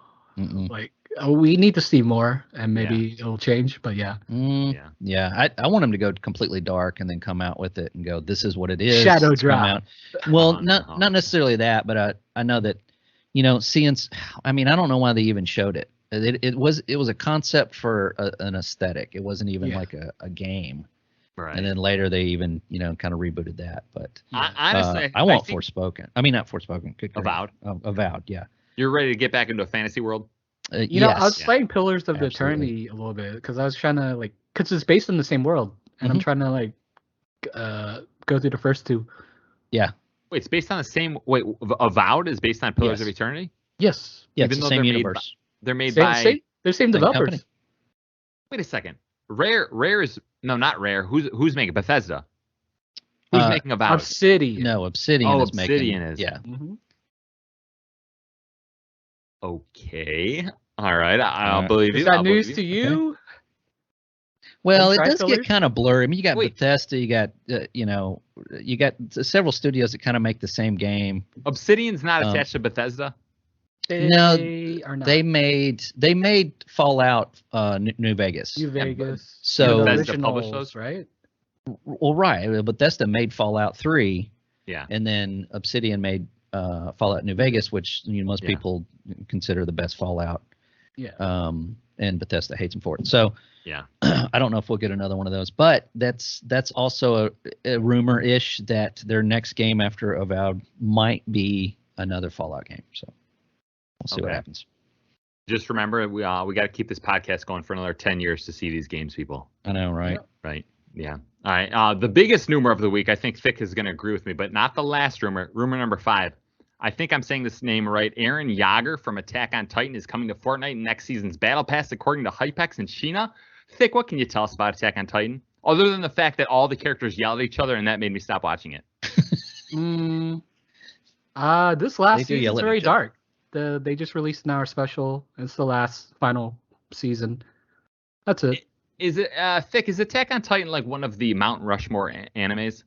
So I would say yes. It's a lot different than stuff out there. I mean, it has some tropes, not a lot. Yeah. But I think it's like, but when it first released, people called it like an anime version of Walking Dead. But the story's a lot deeper. It's a lot deeper than Walking Dead, in my opinion. I watched the first full season, and I think I got disinterested once I found out that the Giants were like spoilers. What? They were like, you know what they were once they found out what they were. Yeah, but there's a lot of story to it, and the final season has the final season like as a whole. There's like a lot of episodes now, has a lot of interesting twists. Okay. It gets very political. So. Okay. All right. Cool. And real quick, did I tell you, Thick, that I did watch the Vinland Saga episode 1, season 2? Did I tell you that? No, but you can tell me now. All right, it was a solid story, but not solid enough for me to continue. No, that's fair. And you probably missed a lot, because I feel like if you didn't watch the whole first season, there's a lot that happened. Yeah, no, conceptually, I felt like I was like, oh, this is actually like an interesting plot, right? Like I think you're saying, but yeah. All right. In the final rumor this week is the makers of the Hitman franchise, IO Interactive, are working on an online fantasy RPG, perhaps Project Dragon.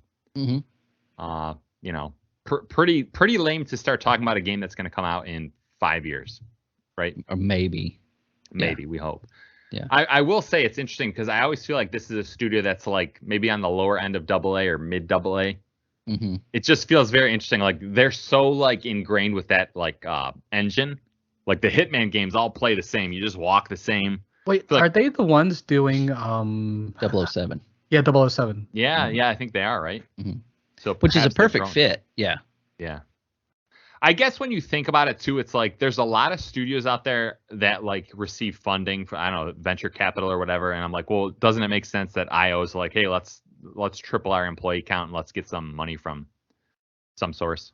Yeah, I think that's mainly what that's for. I mean, now there's 200 people just lost their jobs. They're probably looking for, somewhere to go work. Right. So the industry changes so much and moves around so much, and I think that to get talent, you want to kind of promote what you're working on to get that good talent.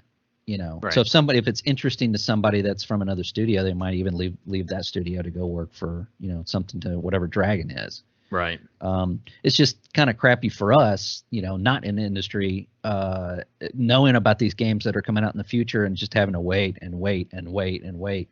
Yeah. And it's just a big waiting game, but yeah, that's kind of how it's done now. Yeah. All right, we got to move into our final segment of the podcast. Big talk for big ideas from big brains with big vocabularies. This week, I have the biggest brain because both of you disagreed with me on Hi-Fi Rush. But the biggest brain is going to go last. All right, as usual. Scott, tell us what was your big idea this week? Well, we kind of already talked about it a little bit, but it made me think. With games like Horizon Forbidden West and a lot of games that, even Final Fantasy 16, it's not turn-based. It's kind of live action or, action-based. I think there's a shift in gaming. The more it becomes more mainstream and the more popular and the more money it makes. We have talked about this, and we do know that to make that game, that just weird game that that it's like a passion project, doesn't get lit like it used to. It's got to sell 10 million copies. It's got to sell enough to make money to fund whatever. So I think that as gamers like us, who again we know A is for jump, we know B is melee, we know how these games work. If you put us in front of a shooter, we're gonna be through the first level in no time because we know what it is. But are they making games like that anymore? I mean, I know there's indie games and stuff that don't hold your hand and don't walk through it from software, and obviously, but it just seems to me like that big budget game seems to be so dumbed down that as us as people that do this for a hobby, is it gonna get to where we just don't like those games anymore? I mean, what do you guys think about that? Wait, Scott, re-ask your question, but using 12 words or less. Okay. Are they dumbing games down so much that the hardcore gamers are gonna not play them anymore? Okay. Or AAA games, sorry. All right. I want Thick to answer this one first. I think the key word I'm kind of thinking of here is accessibility, and that's what part of it is, right? They, I hear about some accessibility features that would almost seem like cheating to someone that doesn't need them. Mhm. But I think ultimately that's what they're trying to do, just sell as many copies as possible. I Mhm. think like not Elder Scrolls, sorry, Elden Ring. Elden Ring, Yeah. is like kind of part and antithesis of that in some ways, right? Yeah. Right. I don't know where I'm going with this, but yeah. Well, I know it's kind of a hard question because it takes being able to see the future Yeah. to some extent, right? Mhm. And again, when I talked about Elden Ring being some of the praise came from it not being that, here, climb this tower and open up this map, and then we'll tell you what to do every step of the way, and when you get to something, we'll tell you exactly how to do it. And if you take more than 5 seconds on a puzzle, then the character is going to tell you what you should be doing. And I mean, I get that they want that game to be in the hands of more people, but at what point does it sacrifice, the game actually being fun or interesting? Some people think like the Marvel movies are kind of like the dumbing down of Hollywood. But I mean, I would kind of argue with that. But to just get as many people packed in the theater as possible and sell as many tickets as possible. I would I have see to say gaming with going the same way. with the Marvel movies, I'd say like they do a very good job being accessible to a lot of people, right? To the Right. hardcore people and also the casuals. Like the stories has some nuance, some, not Wait, always. what game is this? No, I'm just talking about Marvel movies, kind of. Oh, okay, yeah. But it's basically can be enjoyed at multiple levels, and I think that's kind of hard to do for games. Yeah, I think it is. I think it's if you lean too much into the, hey, this might be the first game you've ever played, then you're going to lose the people that actually, like buy your stuff. I just read, and again, you attribute this to movies, but the Dungeons and Dragons movie that is coming out this month, I think, right? Are you excited about this movie? No, not in the least. Well, also I read that the writers emasculated all the male characters because they thought it would be funny for the female characters to be super strong and take the lead and all this kind of stuff. That's original. That is an original concept. It's No one's ever done that before. No, never, right? Yeah. But at the same time, it's like who do you think your core audience is? I mean, it's a Dungeons and Dragons movie. It's about magic and dragons and elves and swords and stuff. And I know you want to make that more accessible, but at what's the cost of, your, what you're trying to use to make that, story out of. I think games are starting to go the same way, where it's like, that Call of Duty is a perfect example. The campaigns are, bombastic and crazy and explosions and all kinds of stuff. But then at some points they're very intricate and maybe a little thought provoking on what you're actually doing. But they don't lean into that too. They just give a little bit of it. So it kind of like throws it out there and then reels it back in. I'm seeing just games, the AAAs just starting to just go completely full accessible to everybody, and then losing that source material that actually that you're making the game with. I have two. Wait, one thing. Go ahead. Yeah. So do you think this phrase is relevant? It's basically easy to pick up, hard to master. Do you think that's kind of relevant to this? No, I think it's more like easy to pick up, easy to play, easy to finish. Just easy all around. And not so much easy, just shallow. Like you don't have to really think about it. You can just pick it up and just play it. Kind of like Titanfall 2's campaign. Oh man, why you want to say that? You keep going back to that. It went in one ear and out the other for me, man. All right. No. In 2023, I get it. Yeah, I get it. Yeah. Let me respond to Scott in two different ways. First of all, I feel like every Halo game, I think has you like, you're talking to the AI and she's like, "Oh, you've been asleep for a long time. Why don't you press up to look up, Master Chief? Press down to look down, left, right, and then press Y to like." They do that whole awful 20-minute thing, and I don't understand why they don't just say like, "Go this way to fight the battle," or "This way to train and then fight the battle."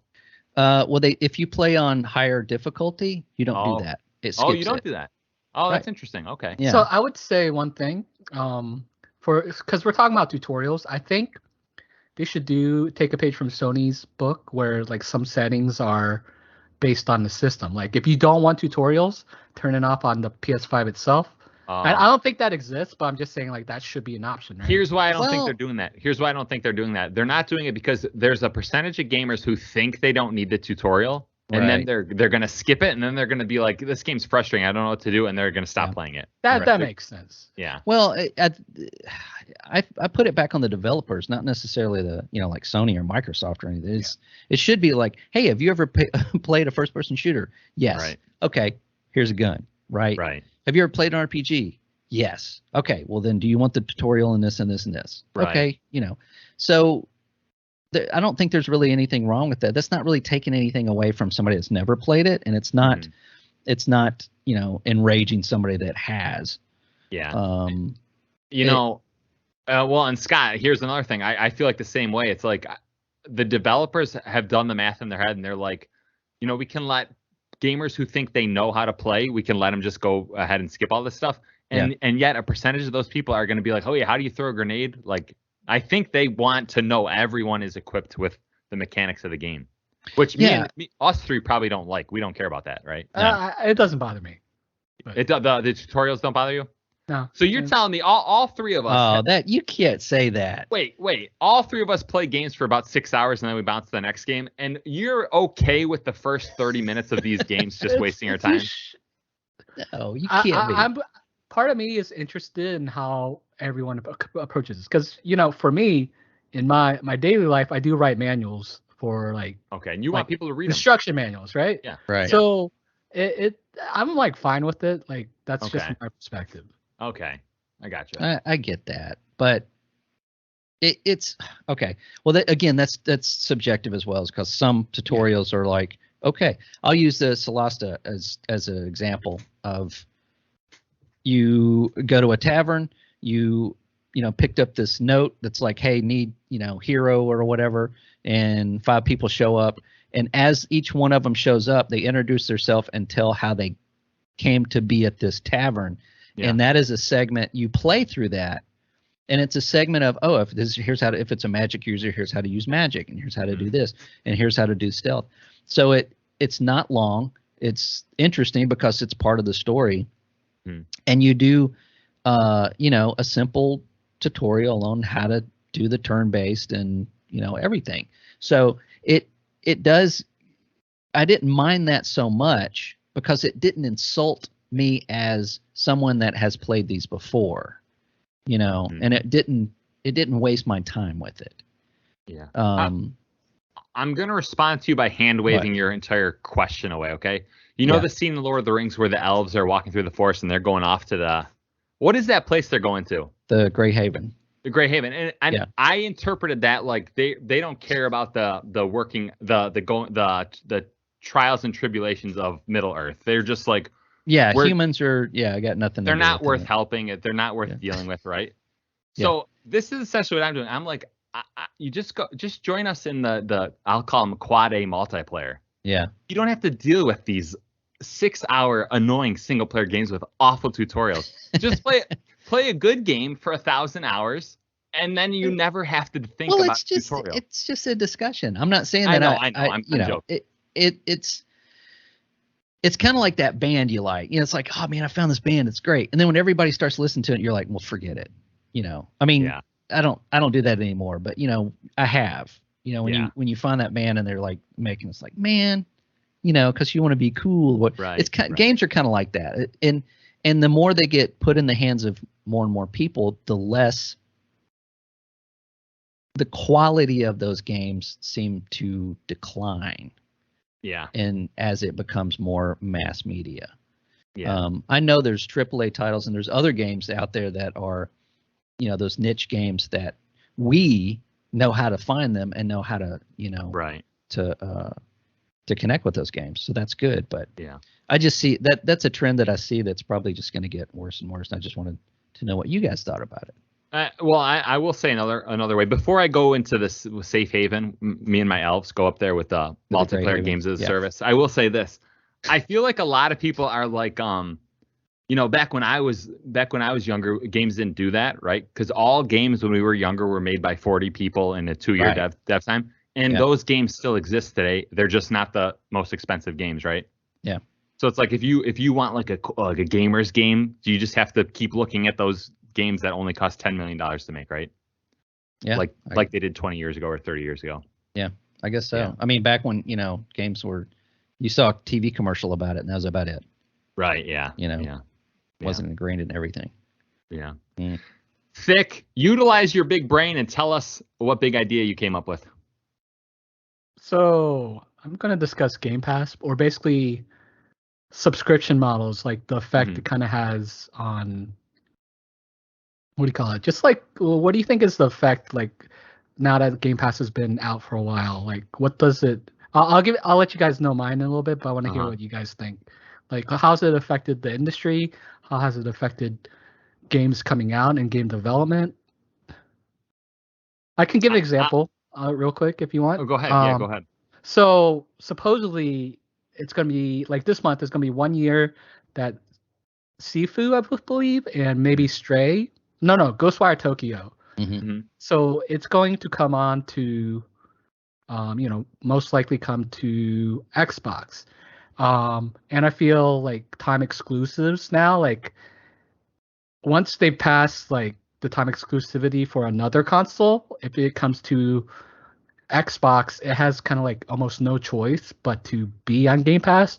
Otherwise, it's kind of like dead in the water. Like, people that wanted to play it have played it already, right? Right. Like Sifu, right? If you wanted to play it, you probably play it on PC or whatever.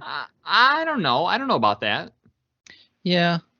To an extent. To an extent, yeah. Because well, let me butt in here. I noticed like lately what I've been doing is, like when people are like, they say this all the time about Netflix, like they just they get on the Netflix page and they just start scrolling through trailers, and then before they know it, like 40 minutes is gone. I feel like I've been starting to do that with like the game stores, where I'm just like, oh my gosh, I've spent like 25 minutes just like looking at the sale games. Yeah. Which, was that relevant to the conversation at all? I feel like it. Not necessarily. Not necessarily. It's a side thing. But okay. Let me. Well, let me put it this way. What you're saying? What game did you just bring up? Sifu. Okay. Sifu. Let's say Sifu just released on the game, not Game Pass, but like on the Xbox. Traditionally, right. Yeah. Would people be buying it? Do you think people would still buy it? Yes. Like at a large scale, though.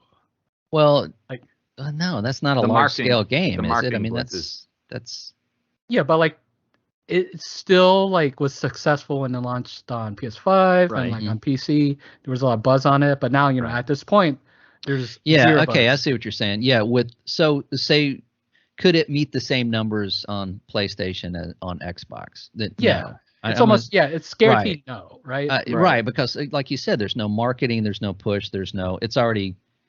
This game exists already. If you're a gamer, that it's on PlayStation. When it comes to Xbox, if you had been waiting to play it, then you're going to get it. But otherwise, you may not even know that it hit, Xbox. So I feel like it almost kind of needs that Game Pass push. That's kind of like what I'm saying. Yeah. Well, it's kind of hit or miss as far as like, consumers. It's always good. You can't say, anything that they put on Game Pass is a win, because somebody's going to like it. But for the developers, I don't know. I think they have a deal with each developer. It's not like here, sign this here's your Game Pass paperwork. Just sign this and we'll put it on there. I think they kind of, work around, what they need or what they want or what the game is. And there's several developers that have said, had we not put it on Game Pass, we wouldn't be making our second game, because it was profitable for them. And it may be a game that, you don't want to, I never would have played Celeste, had it not been on Game Pass and me just kind of perusing and looking around for something new. And if now playing it not on Game Pass, I would totally buy it. So I would say like, on top of that, I've noticed a lot of timed exclusive from other systems that do come to Xbox typically end up on Game Pass right now, especially the Japanese ones. You know? Well, Tokyo Ghostwire and Deathloop, of course, are both Bethesda games, so They're going to stay there, right? Yeah, they're naturally going to be on Game Pass. But remember, Yakuza came out on Mhm. PlayStation a long time ago. Then Yeah. just it came basically launched on Game Pass. Yeah. Again, that might be that was a good deal for them, to launch it on Game Pass, because they. I don't think when somebody thinks of Japanese RPGs, they don't think Xbox. They're going to think PlayStation. So that helps them get into that, break into that market. Let me add to that too. Because Yakuza is on there, they also have another franchise, Judgment. Do you think because Yakuza is on Game Pass, do you think people are waiting for Judgment, basically not buying the game and just waiting for it to go to the Game Pass, which it might not? It's the Judgment series. There's 2 games. Right. I would say that a lot of people probably are. I think there's a lot of people that wait to see if games are now on Game Pass. Yeah. Right. I mean, why would you not? It seems like every game I buy, the next week they're like, "Hey, it's going to Game Pass." Had I just waited, so it does make it difficult when you're making your purchase for that game, especially a new game. If it's not launching on Game Pass, it could eventually be on Game Pass. So do you wait? Do you get it? Wasn't there a statement? Was it last week where Phil Spencer said games on Game Pass do? What was the term they used or he used? They eat into sales. They eat into sales, but it's kind of tricky. Word? I forget what he used. But essentially what it was is it does eat into the sales at a 12-month period, right? So if it's on Game Pass, you get the subscriptions, you get your money for basically it being on Game Pass, and then it hurts the sales later in 12 months. But any game, unless it's a live service or something, is still. I mean, if you release a game, December 2023 and January 2025, it's going to be like $15 anyway. Right? Well, you said that last week, but I don't think that's what he meant. I think we know Halo Infinite. No, he didn't mean that. That's what I meant. Right, but we know that Halo Infinite didn't sell like prior Halos, right? Because the Xbox player base that has Game Pass in there, that's like 50% of the players are just playing it and then being done with it, right? Right. So I think it's not like you got to wait 12 months for it to I just think Halo Infinite's launch week was lower than it normally was because the game. Yeah, I mean that's probably going to be per game too, right? Like I said, yeah. Like something like Halo. I mean, if you buy a Halo game 12 months from launch, had it not been on Game Pass, and it was it would still be a $60 game, and it would probably still sell as $60, and it would probably still do okay, because that's a continuing game. It's kind of a live service game. But if you take something like, say, God of War, something that's just a play and shelf. After 12 months, if that was on their PlayStation Plus, they would lose sales. They would gain sales on the subscription. They would lose sales on the actual game.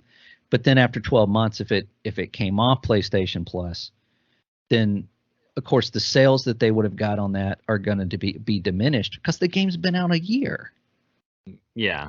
Yeah. So I mean, it's not like you're going to get that 10 million bump as soon as it comes off PlayStation Plus or a Game Pass. So that's kind of what they were looking at. That's not what he said in general, but if you look at it in a 12-month period, that's any game. You're going to lose sales after 12 months on anything. Tick, does that check out for you? Unless it's GTA 5. That's fine with me. Right. So I had to say some of the negative things, but I would say the positive effects of Game Pass, from what I see, is we definitely have more increased Japanese support through this because program. of Game Pass, because of Game Pass, which I think net positive, right? Right. And basically we're seeing more smaller projects getting released. One being Hi-Fi Rush, and back in the past, was it Team was it? I have more to talk about that game. I have more to say. Oh, really? Can I say something real quick? There's 25 million. There's 25 million Game Pass subscribers, and only 2 million of them thought hey, I should check out Hi-Fi Rush. That's how unappealing that game is to so many people, right? You know? Okay. Okay. Yeah. I mean, I'm just saying the same thing over and over. Yeah. I still think it's a great game. I'm sorry. I will say to Thick's point, I feel like we haven't quite seen the final form of Game Pass in terms of all these games effects on the industry. Yeah, they all take 6 years to make. Game Pass kind of turned into this new mode about 3 years ago. Mm-hmm. So I think you have to see what games were built from the ground up for Game Pass in mind to see what type of influence it has on. Yeah, that's when I get worried, and you know, we talked about this before, that when they start making exclusive content for Game Pass, you know, just like Netflix does, or you know, HBO Max and things like that. What's the quality of that going to be? Because, you know, does it have to be, you know, a mega blockbuster game? Yeah. It could just be, you know, filler games. Right. So I don't know. Time will tell. Yeah. Right now, I say a plus. I say as far as into the future, it's unknown and it's a little hard to tell. I mean, what has Netflix done for the movie industry? We don't get, you know, good movies anymore. I mean, you know, so we get really safe movies. We get safe movies. We get movies that are guaranteed to, you know, make $100 million. I mean, that's already happening in gaming to an extent, right? Right. Yeah, with their $10 million or 10 million copies or whatever sold. So. All right. Well, did that wrap up the big idea, Thick? Yeah. I mean, unless you guys have any more, you know, input regarding just like the Game Pass effect. Okay. Yours was better than mine. Well, mine's going to be the best because I got the biggest brain. You ready? Okay. All right. So past couple of weeks, I've been using the phrase junk food gaming, right? Far Cry 6, it's like junk food. It's like kind of fun, but it's like bad, right? Yeah. So like the opposite of that is like nutritious gaming, right? Yeah. So I think to a different medium, I think of like TV, and I honestly think like the only show I would consider like a nutritious show that people should watch to like enrich their lives was The Wire on HBO. Did either of you guys see The Wire? I've watched the first season. Don't you mean the rehearsal?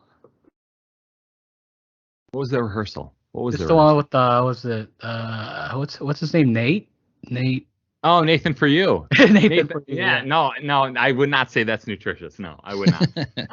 It's a different type of vitamin. Yeah. But my point is like I love that show so much where I'm like 3 to 6 months after that I didn't want to watch anything on TV because I was so like blown away by that show. Yeah. Now there's a lot of what I would classify as junk food shows like Breaking Bad, Deadwood, Game of Thrones. Well, no, I'm just saying for me, I'm like I feel like those were super entertaining and high quality, but like does it improve people like when they watch like the betrayals in Game of Thrones? Like is it like a high form of art or is it just like really spectacle? It's spectacle, right? Yeah. Right.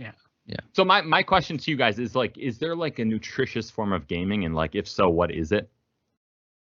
Yeah, I would say there would be. Can you think of one right now? So go ahead, Scott. I have one, 2 examples. Well, and maybe this is the same way, but when I was playing Baldur's Gate 3, and I keep coming back to that, but the quality of like every intricate little piece of that game surprised me. I didn't go into it expecting such a high quality product. But the interface, the characters, the combat, the story, how it pulled me in, because I'm not as easily entertained as I used to be. I felt like playing that is like that is a high point in RPGs.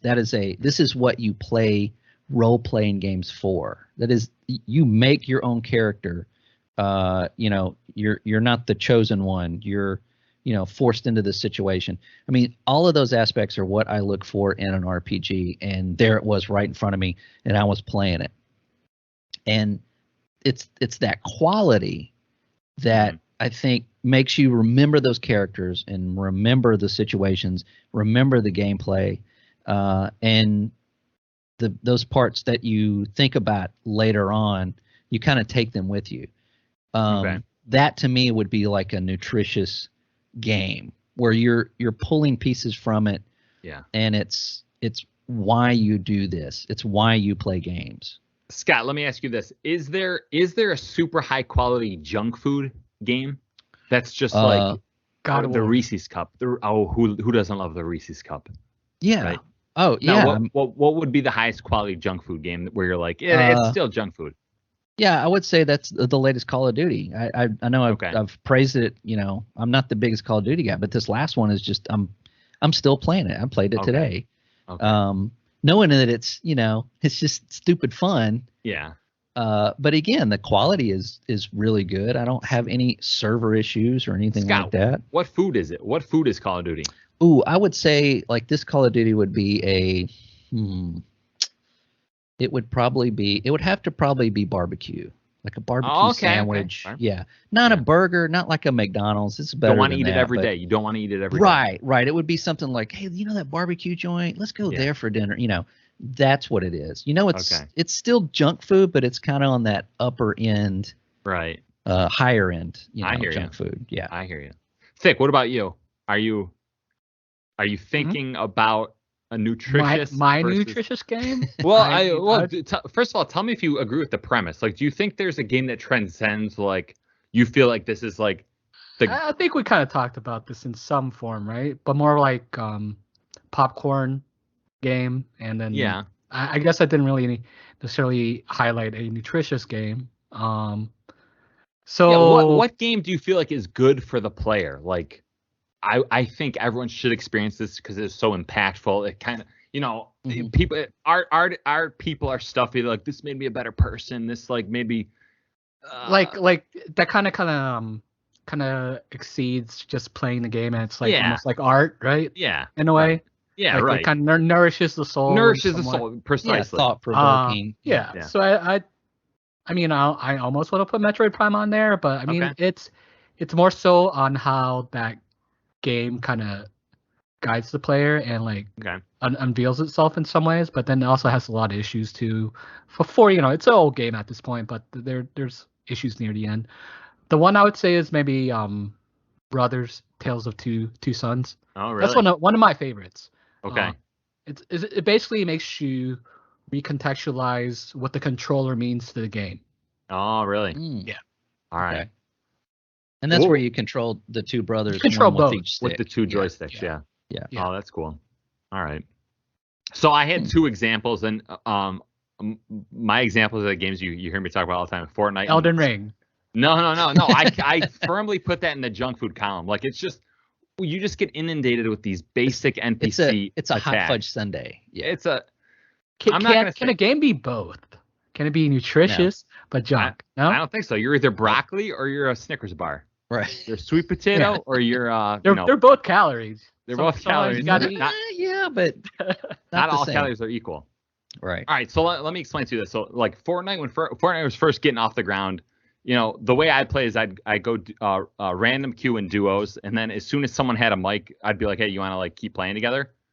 So you're instantly connecting with people, and then of those people you're connecting with, you are like you're classifying like, oh, I want to play again with this person because we kind of hit it off, and then there's another one that's like, okay, like you're like a 7-year-old child, so I don't really want to play with you again. You know what I mean? And I just felt like early in Fortnite's like rise, I felt like you're like meeting people and like you're spending so much time with other people across the country, and you're kind of getting into like, I tell you guys this all the time. I'm like a camper. So like while me and my partner are in two bushes, you're like talking about like kind of interesting topics, right? Mm-hmm. And then you have the game to focus on for a minute or so, and then you're like back to like looting up, doing basic boring stuff. So I just consider basically that social aspect of like meeting people and interacting with people the only nutritious thing I can think of. No, that's a good one. I mean, you can attribute that to any game that you enjoy, that you find people. Fun people to play with. Well, and here's the thing. So Fix plays a lot of Overwatch. I played a lot of Overwatch for a year. I was on Overwatch all the time, and I noticed Overwatch does not lead to interesting conversations. it just leads to swearing at the Torb. He needs to get off Torb because they have this character, and like you start swearing at everyone, right? It depends on your perspective. Yeah. Well, Thick, answer me honestly. Do you feel like you hear, even, I know you don't play with a mic, right? But do you hear like interesting conversations while Overwatch is happening? Like I feel like that game is so frenetic. You cannot devote any mental energy to the mental energy is mostly based on making play by play every second by second plays, right? Positioning. Like, yeah. So it's like quickly identifying where you need to be or who needs to be what. Do you consider it junk food gaming? Oh, 100% junk food. Because I felt like the social aspect was so poor in that game. But what about the competitive aspect? Okay. Isn't that nutritious in some way? M&Ms. I see what you're saying a little bit. Peanut M&Ms. I would almost say like I'm skeptical. I lean towards it's more junk food, even though I love that game. Like I feel like that game was. Like, I think it's capable of both. To an extent. It just depends on the person, right? Yeah. I just thought it was interesting to me, like how I thought about that, and I'm like I'm trying to think like what my favorite single player games are, and I'm like I don't really view any of them as like a high art or something that like moved me emotionally, right? But other people have viewed them opposite of you, right? You feel 100%, yeah. So I'm not saying like no, you're wrong. You have to like Hi-Fi Rush is not good. You're both of you are wrong for that. We can agree on. Okay. Listeners, we all agreed on that. There, with our eyes. But I just how about Knights of the Old Republic? I just like that has a lot of moral aspects to it and a very good story. Okay. That's that you again would take with you, and I still think of that game today. I finished it in 2003, and It's funny, when that game first came out, I bounced off that, but I felt like maybe now I'd be more. I'm more interested in like a well done story today than I was back then. Like back then, I just want to throw grenades and shoot people in the head with a pistol. Halo. Right. So back then it was junk food. Now it could be a nice steak. Right, and I, how everyone brings up Planescape Torment, that old PC game. Oh yeah.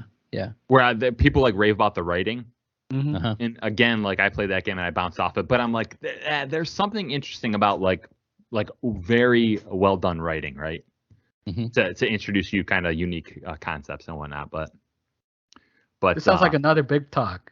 Going back to old games that you didn't like before. Basically, what I'm saying, we got a sweet potato coming towards us in 3 weeks, folks. You want to know what that sweet potato is? That broccoli, that cauliflower. You want to know what it is? Yeah. Is it baked? I got to say this every podcast. It's Deceive Inc.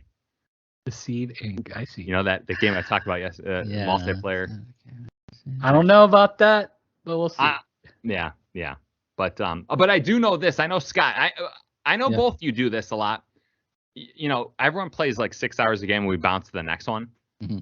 I know right now I'm shifting gears, right? I'm shifting gears. Like I want to stick to Elden Ring for the next 3 weeks and play nothing but Elden Ring, just to see what it's like going 30 hours into a game as opposed to, okay, this is uninteresting after. That's the one you're picking? Because I mean, there's a chance that all the quote unquote game critics, like maybe they saw something I'm not seeing within the first 8 hours. I think you kind of made up your mind to an extent, right? I didn't. I leave a little room. I'm not as down on it as I made out to be. Like I think it's a decent game. I think it's a good game. I think you can find enjoyment in it. The first Dark Souls, when it first came out, I did not like it at all. But playing it like 5 years later, again, I think it had to do with that. Why am I so slow? Why am I so? I'm used to like this frenetic kind of fighting. I can appreciate it more just for the pacing and everything with the combat, and I enjoyed it a lot more. And going back, with that. And maybe that's, again, I've never liked turn-based games. Now I'm just like, I want to play all of them. You're interested. So your taste kind of change, as you get older. Yeah. And Elden Ring, you should give it another chance. You should, start a different character, or And, oh no, I think I'm level like 35. I can't. Okay. This is my guy. This is my guy. Oh, one aspect I hate about this game, I found a helmet and he's got like got hair up top. Mm-hmm. The lamest looking helmet, but it has the best stats. Yeah. Like I want a new helmet. I want to look cool, and I'm like, I got this. I want to play dress up. I want to play dress up. Yeah, that's right. Yeah. so the normal tropes of any RPG. Yeah. Like check out this Yeah. muskrat like vest. Right. That's like plus 100 health, whatever. One more thing. So, I feel like let's say theoretically I've beaten Fortnite. I've gotten a victory royale 500 times. I kid you not, about 430 times I've gotten out of my seat, like I just hit a 3-pointer in the NBA, and like I'm doing fist pumps, like literally walking around after, because I got to release the tension, right? Right. And I feel like that's a mark of like, if I can get that invested in a game where I'm like jumping out of my seat, being like, oh my gosh. Yeah. And I will say the first boss in Elden Ring, I did that too. Yeah. Where I got killed by him for like the first 40 times, and then I finally. So there's some optimism there, right? Yeah. It's nutritious. Yeah. It's a little bit of nutrition. That's right. All that hate and pain and frustration Pays off. it pays off when you finally do beat that boss. But Right. All right, Scott, why don't you tell listeners where they can find the podcast? you can find the podcast on our YouTube, which is the podcast. I mean, I'm sorry. Oh, you got me this week. Oh. It's the Supply Drop podcast on YouTube, and our email is the Supply Drop podcast. Scott has the smallest brain. I've not slept in like 3 days. It's the Supply Drop podcast at gmail.com. Yes. Yep. Yes. And we're gonna throw it up to Thick. Thick, hit us with some wisdom. Have him do it. Path to victory begins with hatred. Yes. Wow. Wait a second. That sounds. That's horrible. You know where it's from, right? What is Dark that from? Tide. I get all my quotes from Dark Tide. Oh, wow. Dark Tide. No, I like that Thick. The path to victory begins with hatred. That's probably there not could be far truth from to the it. truth. Yeah. There could be truth to it. Yeah. All right, everyone. How long was this one? How long did we get here? We went over 6 minutes, so we're good. All right, we're all right. Yeah, we're good. All right. All right. Well, I'm saying goodbye to everyone. I think you should say goodbye too. Bye, everyone. Yes. Thanks for listening or watching or whatever you're doing. Bye. See you next Monday, everyone. Bye.